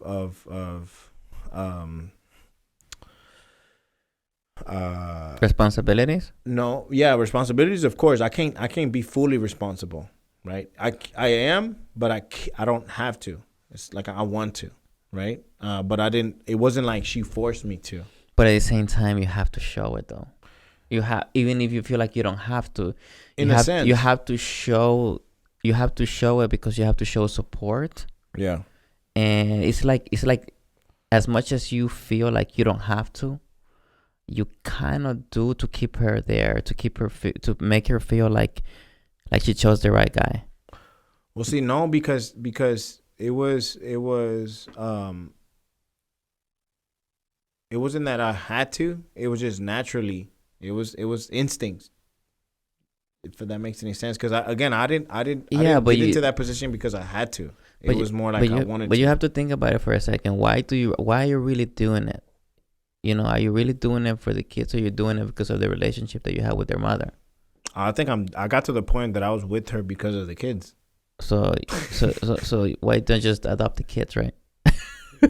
You see what I'm saying? Yeah. Let's just be honest here. Like, it was because she has something to bring to your table, right? Because if she could just leave the kids with you, then okay. Well, my wife doesn't work, so she didn't have anything to bring to the table. Well, she had to bring herself though. She had. Yeah, but I mean, there's a lot of women out there in the street. Well, that's what I'm saying. Like, so it wasn't just that. I mean, it was more like the. So you did it for the kids. You're telling me you didn't do it for her. You did it for the kids. No, I'm just. No, I wouldn't say it's just for the kids. Okay. That's what I'm trying to get to. That everything you're doing for the kids. You were doing for the kids. That you will continue to do for the kids. It's not just for the kids. It's for her too. And that's what I'm saying. 100%. Yeah, that's what I'm trying to get at. You know, you'll never be just for them. To make her happy. Yeah. Whatever makes her happy. And that's the responsibility that you're taking. You know, whether you I know you said that, oh, I didn't have to. No. But you had to.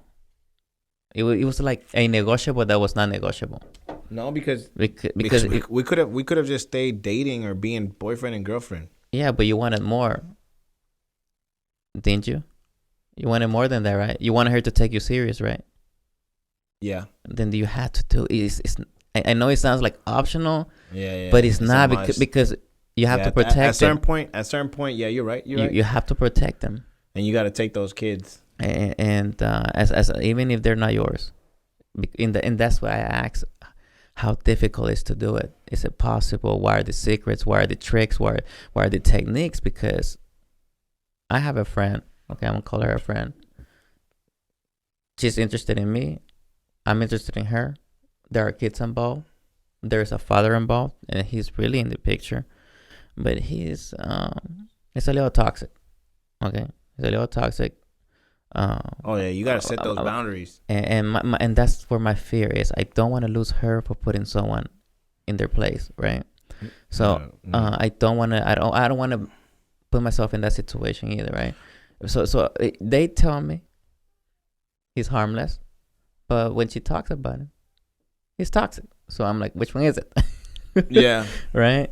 So and the kids too, right? The kids learn these things from their father, right? Like, you know, they become also a little toxic because of the way their father talks about. They bring that to you, and then they might bring that to me. So 100%. So that's why I had to ask all these questions at a personal level. I didn't have that problem. You see, you didn't have that problem. I had the luxury. I mean, I wouldn't say luxury, but I had the opportunity to not have to deal with that because I set boundaries. He would try to call her and talk crazy. Oh no! On the phone. Mm-hmm. You know, and I had to tell him one time yo, bro, you can't talk to this woman like she's she had nobody. Your woman. Yeah. Like you know, like she's your sister. Like you gotta respect her. Mm-hmm. You know, or me and you gonna have some problems. Yeah. And so I had to kind of stop that. But then he got deported. You know, and so, you know, it was a quick, humbling situation for him. And so now he ended up depending on us. It got to the point that he would depend on us, and I would provide for him, and that's tough, man. And provide even for his mom. That is tough, man. That's tough to do. Yeah. I mean, just taking in the kids already, but him and his mother, man. I hope these guys appreciate that one day, because I'm gonna tell you right now, if a man, you know, trying to be a smart ass and trying to be toxic and, you know, trying to be a no good person, they're not gonna get that kind of treatment from, I guess, someone like me. I just can't do it. No, and I think that's very important. I don't think that they have to earn that stuff, man. I mean, first of all, you don't have to. You don't have to. You have to put up with that. You don't. No. You really don't. You could have put a stop right there and call it a day. But you went above and beyond. Yeah. And I'm sure you did it for the kids. I'm sure you did it for her. I still do to this day. I sometimes drive them to Mexico for the day, you know, and then let them see him, and then I drive back. You know what I'm saying? So it's like I learned to call those girls my daughters. Yeah, of course. Yeah. That's different though. But I'm talking about like the relationship with their father and the father's mother. That's what I'm talking about. You know what I'm saying? Like, at some point, it has to get cleared up. That's what I'm saying. Like, it personally, I feel like maybe if I would have had that toxic relationship, or that toxic between the father and me, it would have really, really been tough. But if you look at the sense of like my baby mama and my wife, they're best friends. You know what I'm saying? So it's like it's important to have that. Yeah. That sometimes that like they say that it takes two to make a crazy home. Yeah. I mean, sometimes you have You to don't be want the a crazy one. home though. Nah, exactly. So you want to be the one to just be like, hey, you know what? Call the peace calm. Like, Yeah. find a common ground to be like, hey, you know what? Okay, well, let's just be the bigger man, and let me be the bigger man, and find a solution to your problem. And also one of the things that I connect this to is also me growing up. I had a stepfather growing up, and he wasn't really good.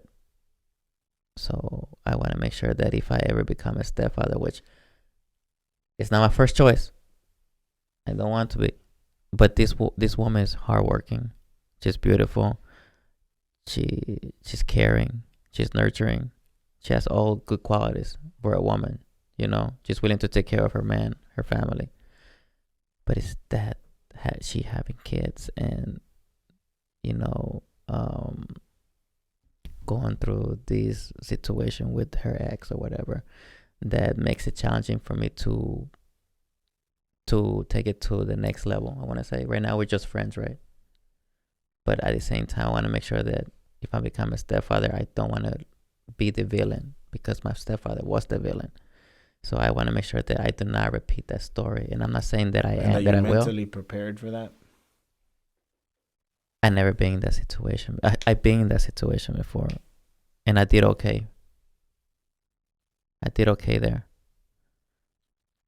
But I also went through experiences after that with in relationships. And I want to make sure that if those kids are under my care, that I have authority, just like to protect them, to discipline them to the point where, like, when they're wrong, they have to be put in line, not physically, but disciplined to the point where, like, they can be corrected and addressed. Yeah. Because she has to accept that, and she has to accept that because if she can't, it won't work. It won't work. No. So you see now you understand why it's not as easy as just accepting a beautiful girl into your life like that, right? No, it's hard. It's not easy, and that's why all these questions. She really gotta bring it though. And sometimes, like you said, maybe you make a valid point where if she's worth it, I'll make my part, but is she gonna be able to do her part by allowing me to do certain things, right? By trusting my leadership, trusting my guidance, trusting me. Let me give you a piece of advice. Yeah. Shout out to Blended Families. Okay. So the shout out, we don't know the name, huh? No, it's but I'll give it to you. Okay. I'll give him. Okay, whenever you remember, just give it to me, okay? Yeah, I will. And so we did all that. We went through counseling. We went through marital counseling. We went through. You really love this girl, huh? You really cared about her. You went through a lot to make this work. Yeah, you went through a lot. I mean, we went through hell and back. You see, this is what I want you to discuss, because whenever you mention it and you don't bring up these important pieces to the puzzle, people think, oh, it's easy. But once they're in it, like, fuck. Nah. You know what I'm saying? So, first and foremost, we had God in our lives. Okay. Most important. But it's still priority. Even when God in your life, you still have to do the other things, right? Yeah. Which was submissive. She needs to submit to my authority. She has to submit to my authority, right? Because you're providing. Yeah, and so it was tough for her too, because sometimes I tend to be a little bit too aggressive, right? And especially considering that they were ladies, they're girls. I would be a little too aggressive. But verbally or no. So like an aggressive in a sense, like, put this up, or go take this over there, or she would they would talk back to the mom, and it'd be like, hey, hold on, yeah, okay, and it'd be like, and then that's what I'm talking about. That you gotta have authority to do that, right? Yeah, but I think that sometimes you also gotta know. See, me, I learned that I believe in good cop, bad cop, right? So I kind of told her, like, okay, look, if you don't want me to like set tone, then you need to do it. Yeah. So that I don't have to. Yeah. Right. But you still gotta do that though. You still gotta have that conversation with them. You know what I'm saying? Yeah, but on a level where you're calm. Because when you're angry or you're upset, it's like it comes out. No, you don't want. Yeah, of course you don't want to. So you had to like kind of calm down. Yeah. Hey, you know what you did. It's kind of like with that conversation, that pillow talk. You know, you don't when I don't really argue with my wife. No, I don't be like, oh, go back and forth. No, it's like, all right, I'll talk to you about it when we're in bed. Yeah. And we learned that, bro. Like communication is the key. Was that part of the counseling that you learned? It wasn't that it was part of the counseling. The thing is that I learned in counseling, what really stood out to me was that we have to understand that our kids are kids, and the kids are gonna be kids, and we can't make them or think that they can act the way we expect for them to act, right? And then just having sympathy in a sense where it's like, hey, you know what? He's a kid. He's a child. Yeah. He doesn't know any better, right? Let me teach him how to act. And then when it's a form of punishment, it's not like you said, physical or whipping them. It's more like, let me take your phone away. Yeah. And then as simple as taking your phone away, and then, but also not doing it in like, oh, you're never gonna get it back, because I would do that a lot. I'd be like, oh, I'm taking your phone for 3 months, right? It was more like, hey, no, you gotta give them that break. Like, hey, you got your phone taken away because of this, but now you can, you know, if you get it together, I'll consider giving it back to you. Yeah. Right.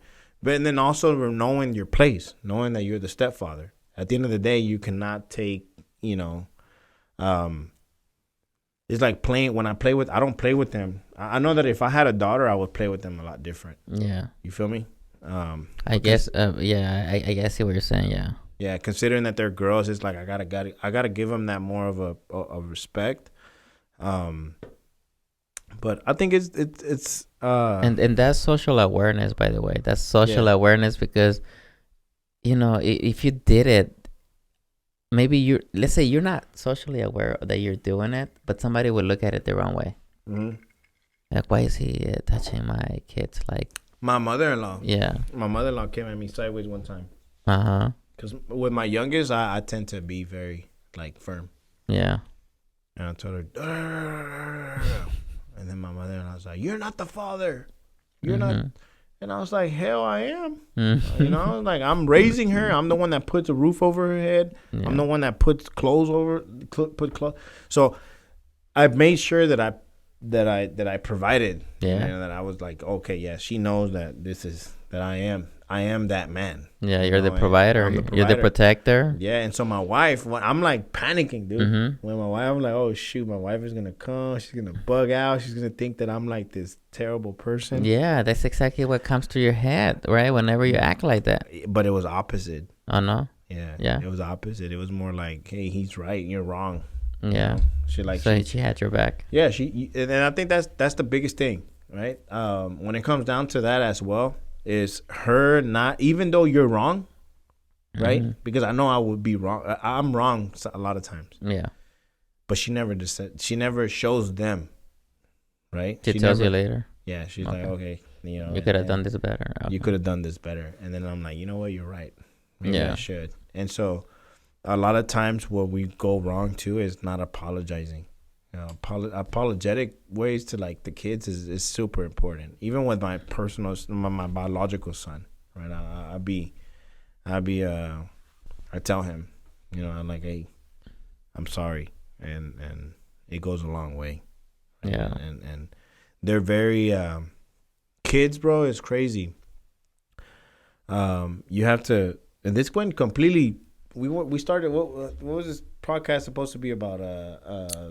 Supposed to be about how successful you became. In the electricity business. Yeah, now we're talking about parenting. No, it's well, relationships. We try not to do it, right? But the thing is, like, something leads to another thing. Yeah. Right. And in this case, your current relationship led to that. You know? And my questions led to that. But we can always, stop there, and we can always go back to, like, okay, where are we now with your business? And we can always discuss about where you're trying to take it. And then, well, to finish off the where I left off, right, with kids, I think that we sometimes tend to get on their level, right? And we have to remember that at the end of the day, we're the parent, right? And know your place. Know that eh, at the end of the day, they have to respect what you say, because sometimes as a man, a lot of women tend to, like, especially those that be like, oh no, this kid doesn't have to listen to you, or Yeah. they're on my schedule, or this. That's what it will become a burden. But if they can kind of work with you on that, I think that it'll definitely work out, because that's what my wife did. My wife eventually, she kind of just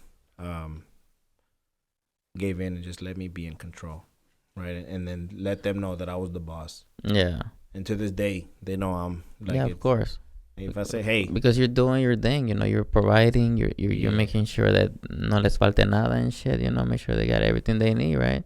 As long as you can do all that for them, you will continue to be the boss, and they can't tell you how to be the boss because you're already doing the boss thing, right? Yeah.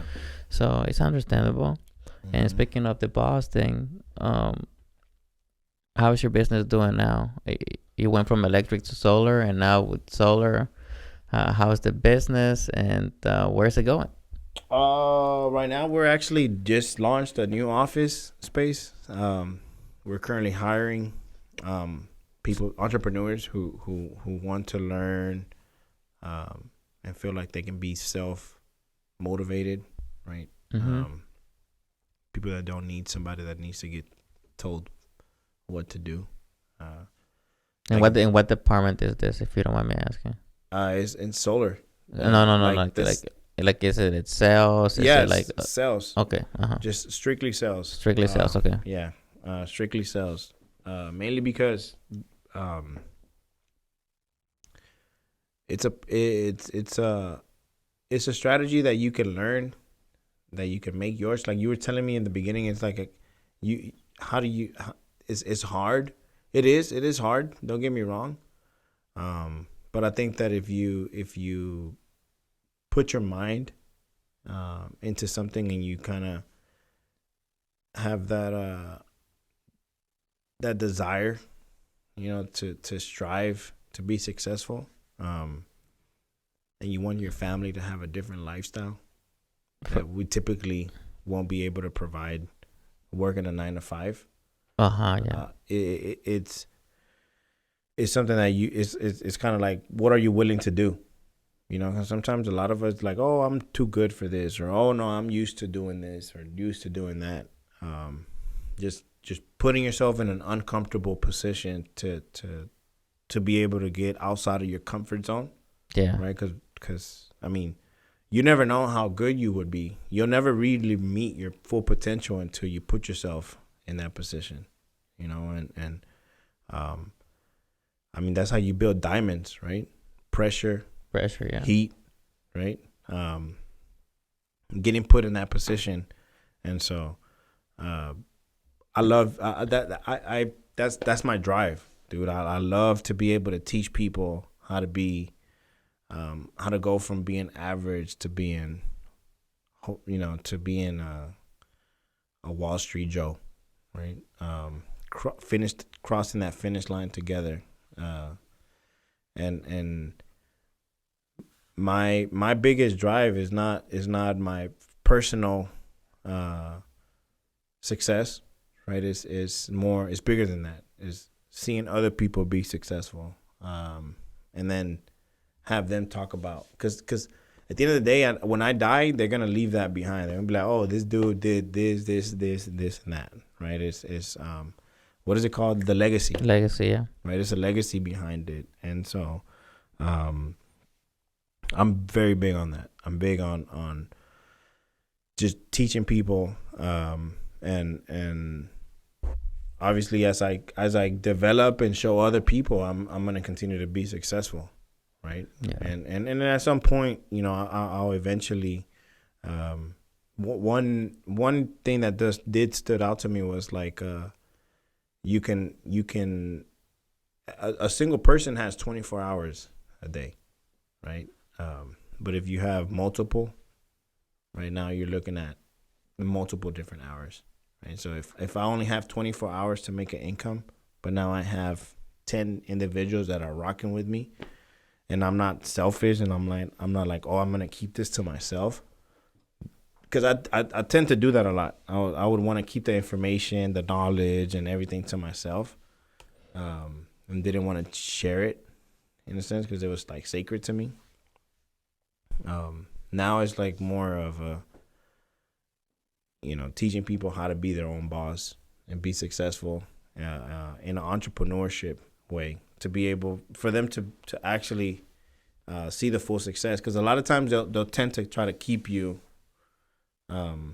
you said it last time, plateau, right? Or they don't want to let you keep growing, and stay under that, and they don't want to teach you the next level, right? And so here we're actually we're teaching people how to be, how to start an LLC, how to pay your taxes, how to, get a CPA, how to, manage your money, how to protect your money, how to keep Uncle Sam from taking all your money. Yeah. You know what I'm saying? Because that's really good, man. That's really useful, and hopefully that the people that come on board, they see the value in that, because sometimes you start your own business and you don't know how to, I guess, manage it properly, or at least start it, or at least, get an idea of what it takes to kind of like administrate it.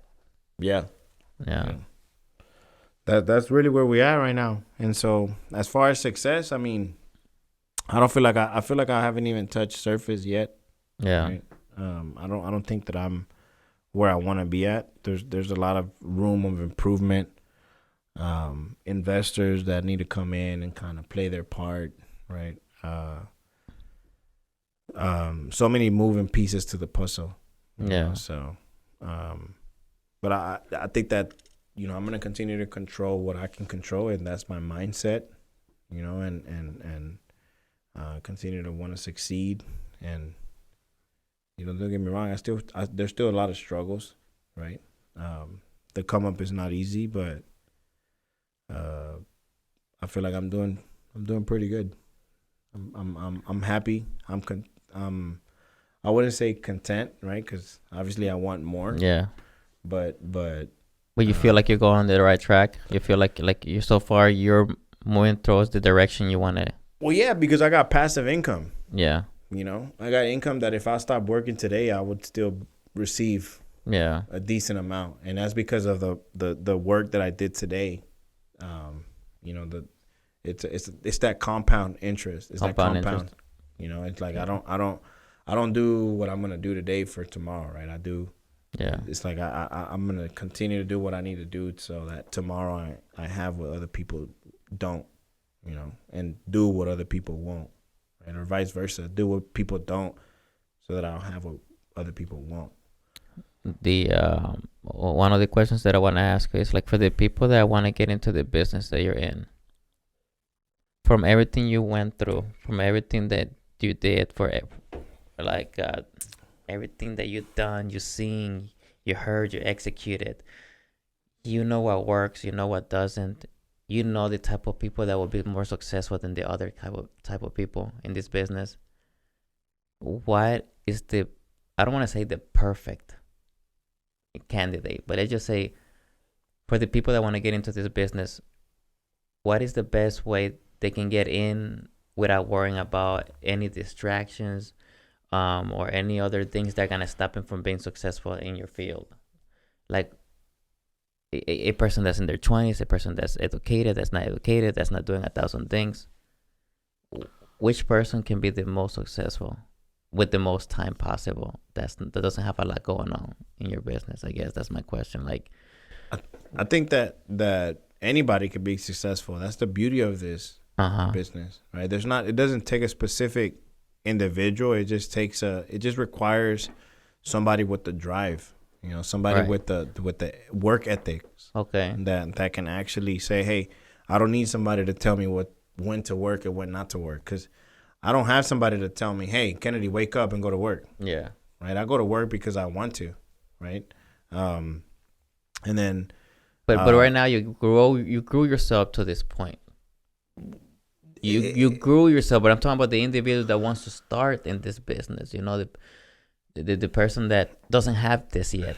You know. I think that it has to be someone that's self-driven. You know, it has to Okay. be you got to be self-driven. You got to be teachable, Okay. coachable, Coachable, huh? right? Yeah. Not big-headed where you feel like you can just do whatever you want. And like I told you, have that work ethic, right? That work ethic is not something that you can teach, Yeah. right? You got to already have it within you. And then most importantly, you got to have a purpose, right? You got to have a reason. Your why has to be bigger than what you're doing, you know? And if you can kind of put those things in perspective and then just go all out, I think that anybody can be successful. Have you ever encountered someone that's really good at it but they hate it? No. No. No. Sometimes people are good at things that they don't like. There's what? There are people that are very good at things that they don't like. Like they're good at sales, but they just something about it they're not happy they dread with. it. They no because they're probably just not meant for it. They're not good Okay. enough for it, Okay. right? I feel like I'm so good at it that if I were to give up, it's like, You'll be okay. you know what I'm saying? Or not only that, but it's like everything that I went through was for no reason. You know, it was like, Yeah. man, I went through all the struggles. I went through all the pain, all the gains, all the hardships, all the betrayals, all the cutthroats. Yeah. I mean, you name it. Yeah. I went through it, you Yeah. know? People that I never thought that would do me wrong Yeah. did me wrong. People Mhm. that I would say like, oh, no, yeah, that's my ride or die. My best friend, Yeah. right? And my homie. Yeah. And when it comes down to money, you have to remember that it's nothing personal. It's all business, Yeah. right? And you got to separate business with personal. Yeah. And so, you know, it's like, it's unfortunate, but you gotta be tough skinned. You know, you gotta be prepared. Everything comes with the territory. It's a fight. I think it's a fight, in my opinion. I think like no matter what you get yourself into, whether it's sales, whether it's what's it called, engineering, where it's designing, whether it's anything that you put your mind to, you're competing. It's a fight. Because at the end of the day, you have to outperform someone to keep your place. Oh yeah. You have to. And then trust you have everybody. Trust that the next person is trying to come after what you have. Yeah. Somebody's always gonna want what you want. Yeah. And that's what I tell people, man. I tell people like, look, you know, in anything you put yourself to, in anything that you do, someone's gonna want what you have. Somebody's gonna want what you want. Yeah. And if one day you're off, let's say not one day, but let's say if you have a couple of years that are bad, someone's gonna catch up to you. You can't have bad years though. That's a good thing. Well, you know, not in this industry.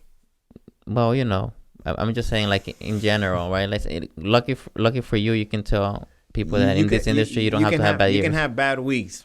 Yeah. And you can have bad months. Uh-huh. But you will not have bad years. Okay. Right? Because you have to remember, what is a bad year to an average person? Losing their job. Well, here you don't have to worry about Yeah. losing your job, Yeah. right? Because you're the boss. Yeah. You pretty much run. You set your own rules. There's no ceiling. There's no you're gonna get fired. Yeah.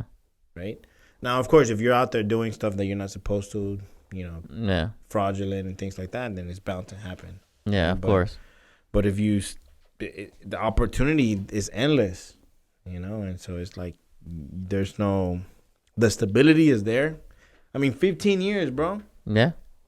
You know, 15 years of providing for myself, for my kids, for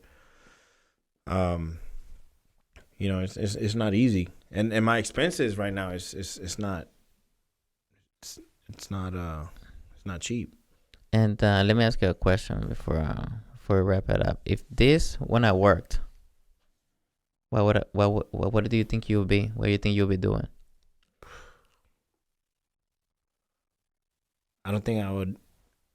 I don't think I would allow myself to have an option for this not to work, and I think that's why I'm successful.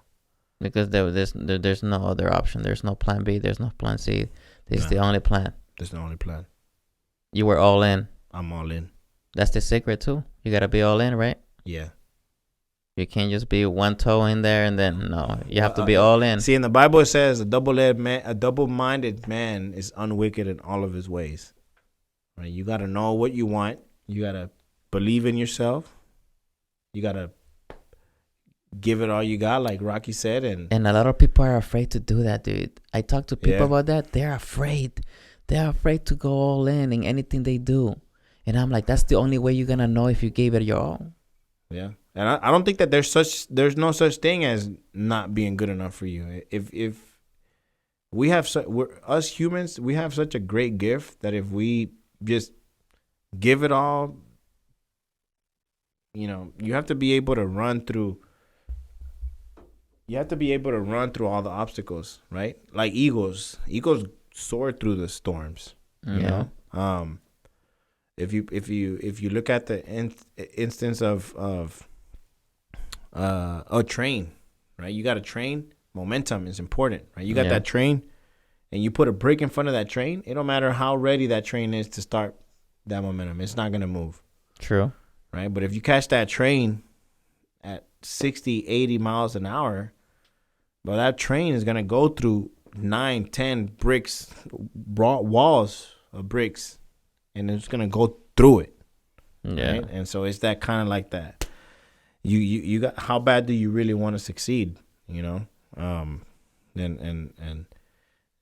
once you catch that momentum, and you're good, and you feel like, okay, I can catch. I have found something that I'm genuinely good at. Mm-hmm.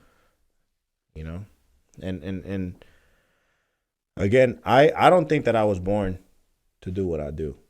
Right. I don't think that I was taught. There's no such thing as a specific what is that called? That potion? Yeah. There's no potion that I was given. None of that. And one more question on your field. What are some good qualities people should know about themselves if they have a chance to make it in this business? You said work ethic, okay, but like something that you're naturally good at, like talking. You mentioned something about talking. If you're naturally good at talking and convincing people, more than likely you're having advantage in this business. Is that accurate or not? No.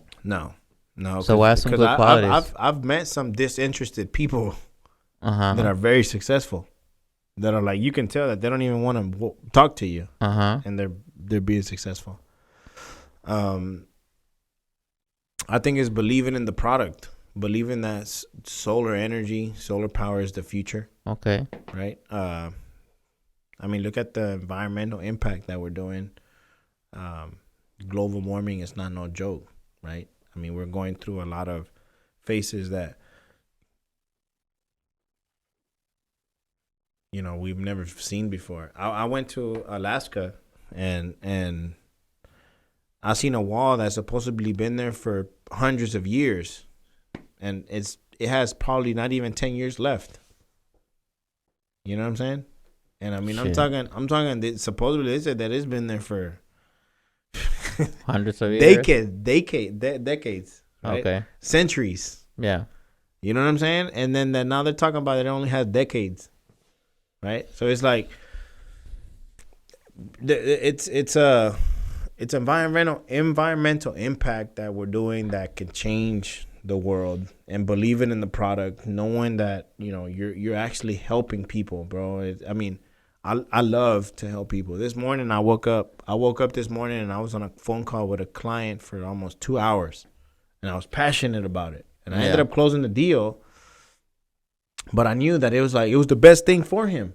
Yeah. Like it makes no other financial sense for him to like not do it, right? So it's like sometimes you got those clients that you that solar is just not for them. The like, what are some myths that people believe or they think they know that are not true in the solar system, in the solar energy business? For example, I was told by somebody that if you go with solar panels, that most likely the house is going to be hard to sell. Also, another myth was that if you get solar panels, it's going to be linked to the house, and in other words, like if you don't pay off your solar panels, the house is going to be linked to that company, and then you won't be able to sell it until you pay them off. Can you kind of clarify those myths for the audience? Because I think maybe there's an audience that is misinformed when it comes to this kind of information. Is that the reason why you haven't gone solar? No, that's not the reason why. That's not the reason why you haven't gone solar? Mm-hmm. You got too much usage, huh? Yeah. Yeah. that was my excuse. No, Ben, but clear. I want you to clear for the audience. Like, yeah. seriously, So no. those are serious questions. I think that it all depends on the product, right? I strongly believe that when you get screwed, Okay. you were meant to get screwed, Okay. right? People like to get screwed. Well, I mean, if they're not aware, they can get screwed. Because this is the thing. Sometimes when a good they choose not to buy from a good salesperson, Mm-hmm. and they choose to buy from someone that gives them what they want to hear. Oh, okay. Right? So it's like sometimes you don't necessarily have to go with the person that's telling you all the good things. Yeah. So that like that myth of sometimes it's too good to be true. Right? Yeah. And sometimes the product that we're all offering, they're like, oh man, this is too good to be true. Right? I think that it's important for you to just do your due diligence. Take your time. It's such a long commitment. No, not just that, but I mean, you as the sales representative, you're supposed to facilitate that process, right? By telling them the truth. Yeah. Because you're the only one there representing the idea. There's so many companies out there. Okay. So many companies out there that will lie. Uh-huh. That would deceive. That will use deceptive tactics to kind of convince you. To just make you feel like this is the best decision that you can make for yourself, right? Right. I think that at the end of the day, you can't cover the sun with two fingers.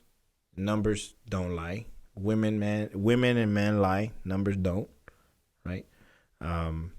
Just do your research. You know what I'm saying? You'll if you do enough research, you'll realize, right?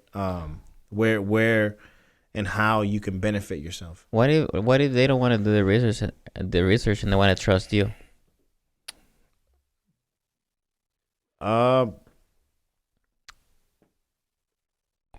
think that they still need to. They can't just go based on what I say. Okay.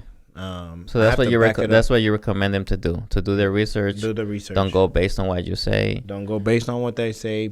Do your research. Do your due diligence. Make sure that your consumption, it is what it is. Your demand, it is what it is. There's a difference between how much consumption you have and how much demand that you need. Okay. There's a difference between the modules, the panels, the inverters.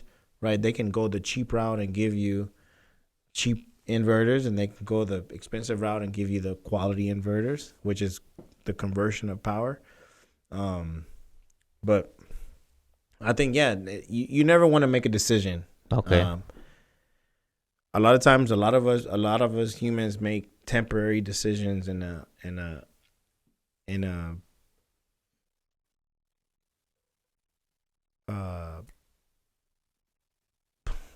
temporary decisions in a permanent decisions in a temporary position. Okay. Okay. Yeah. Right. And sometimes it's okay to just say, hey, you know what? If the inside of your guts is telling you, like, let me ask somebody with experience, let me talk to someone that knows someone, I think that's the best way to go. Right. What if they give him a bad? What if they give him a bad reputation? No, a bad intake. Yeah, a bad take on it. Like, they got screwed. Okay, yeah, and Right? and then they don't call you. What do you mean? They don't call you because they got think they're gonna get screwed too. Well, they're a drop to the sea. This game Yeah. it's It, it so that's why I had to ask these questions. What are myths? What are not myths? You said if you're gonna get screwed, you're gonna get screwed. But are they true? Are the questions that I ask you? You know, no, are they true? So they're false. they're So, false. But there are some cases that they do. But it's not. So it's not truly true, but it's not truly false. Correct. Okay. There is some cases where they will put a lien on your house. Okay. There is some cases where, you won't be able to see any reaps any benefits. And what about when it comes to selling the home? Selling the home, the same thing. Sometimes, if you don't have if you're upside down and you owe the bank, they're not gonna be able to sell. You're not gonna be able to sell your home until you pay out the solar system. Okay. If you have equity and they say, hey, you know what, you owe $30,000 in solar system, you got $60,000 worth of equity. Mm-hmm. We're gonna go ahead and let you sell your home, because if you don't end up selling the home with the solar system, we're gonna take the $30,000 from your equity that you have. Okay, I see. Okay, so it makes sense in a way. Okay, wow. We see that's good information, man. Because a lot of people don't know that stuff because they don't know to ask these questions. You know.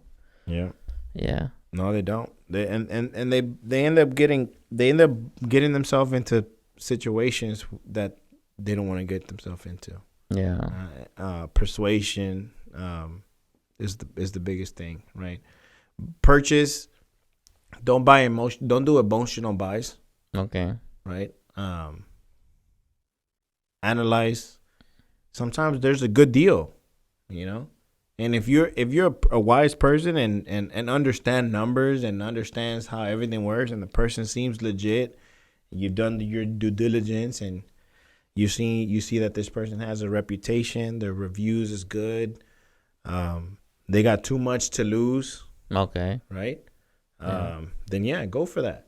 You know, like if I got way too much to lose to put my reputation on the line, and so you got to also look at that, right? It's like they say, when you get in a fight, right? You don't want to fight the person that has nothing to lose. You know what I'm saying? Because they're gonna end up trying to kill you. They ain't got nothing else to lose. You know what I'm saying? Well, it is a fight, so just to be fair, I think that's the whole point. I'm just kidding. Well, I guess we're looking at it from a different perspective. Yeah. Come on. Yeah. Come on, Marines. I know, right? I know. But yeah, man, thanks for sharing. You share a lot of information, not just from your business aspect, but from your life aspect of what you went through to get what you are today. I think it's an inspiring story. For the people that do listen and pay attention, they will understand that sometimes when you're down in life, it's not it, No. That it's up to you to get up, get out of it, try again, and if you lose it all, you can get it back again, and don't let the circumstances dictate your future or your path. Like, that's your decision, and that's what you did. Yeah. With all the disadvantages that you had growing up, and look where you are today. Mm-hmm. And that's something to be proud of. That's leading by example, and I think the younger generations, once they're exposed to your information and to your story, they're gonna be inspired by it. So thank you for sharing that, bro. I appreciate it. For sure. My pleasure. Yeah, I mean, I think it's important, right? I think it's important to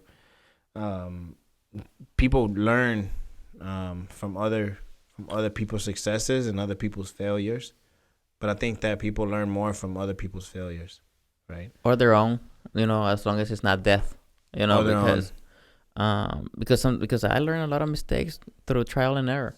Yeah.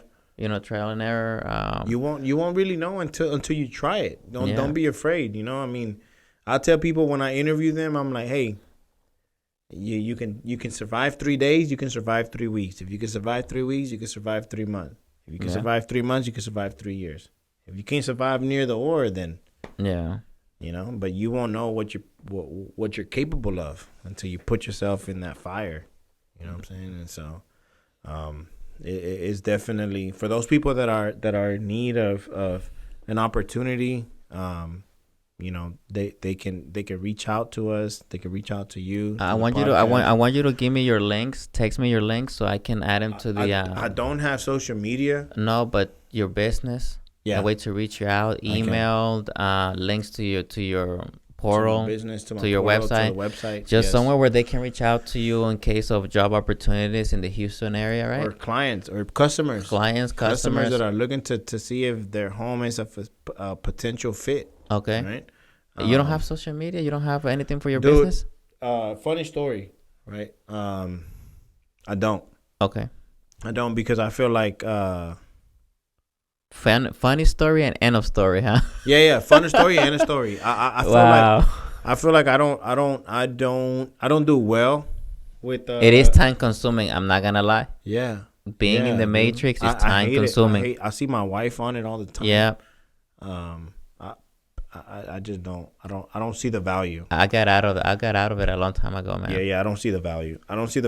I mean, I miss it in a sense of being able to build, that social media content and the business side of things. Yeah.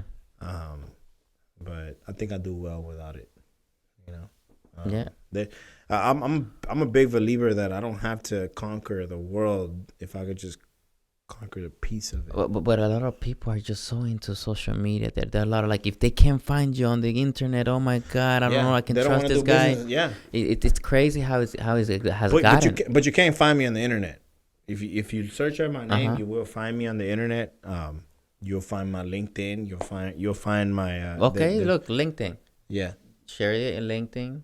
Share your business information. Yeah. And if you look at my name, you'll pull me up too. They did an article behind me. Oh, they did? Okay, perfect. Yeah. Do you know who did it? Do you know who did the article?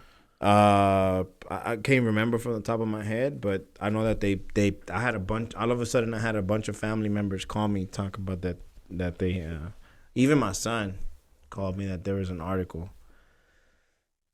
And so whenever he called me, I actually looked into it, and sure enough. But it was because it was one of the companies that I used to work for. They interviewed me and they put an article. If you have the link for the article, send it to me too. I mean, all you got to do is research my name, Kennedy Argueta. Okay. And it'll pop up. I'm there with I think the background, the picture is me in the Virgin Islands or something like that. Which I love to travel. I think that's another great part of this industry, that it allows you to be able to travel. Did they change the name of the islands once you arrived or no?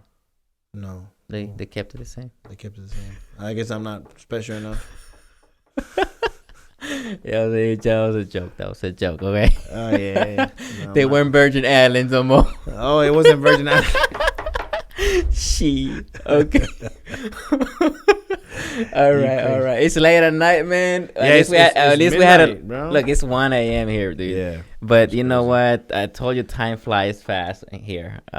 When you sit here, you talk, and time flies like you have no idea.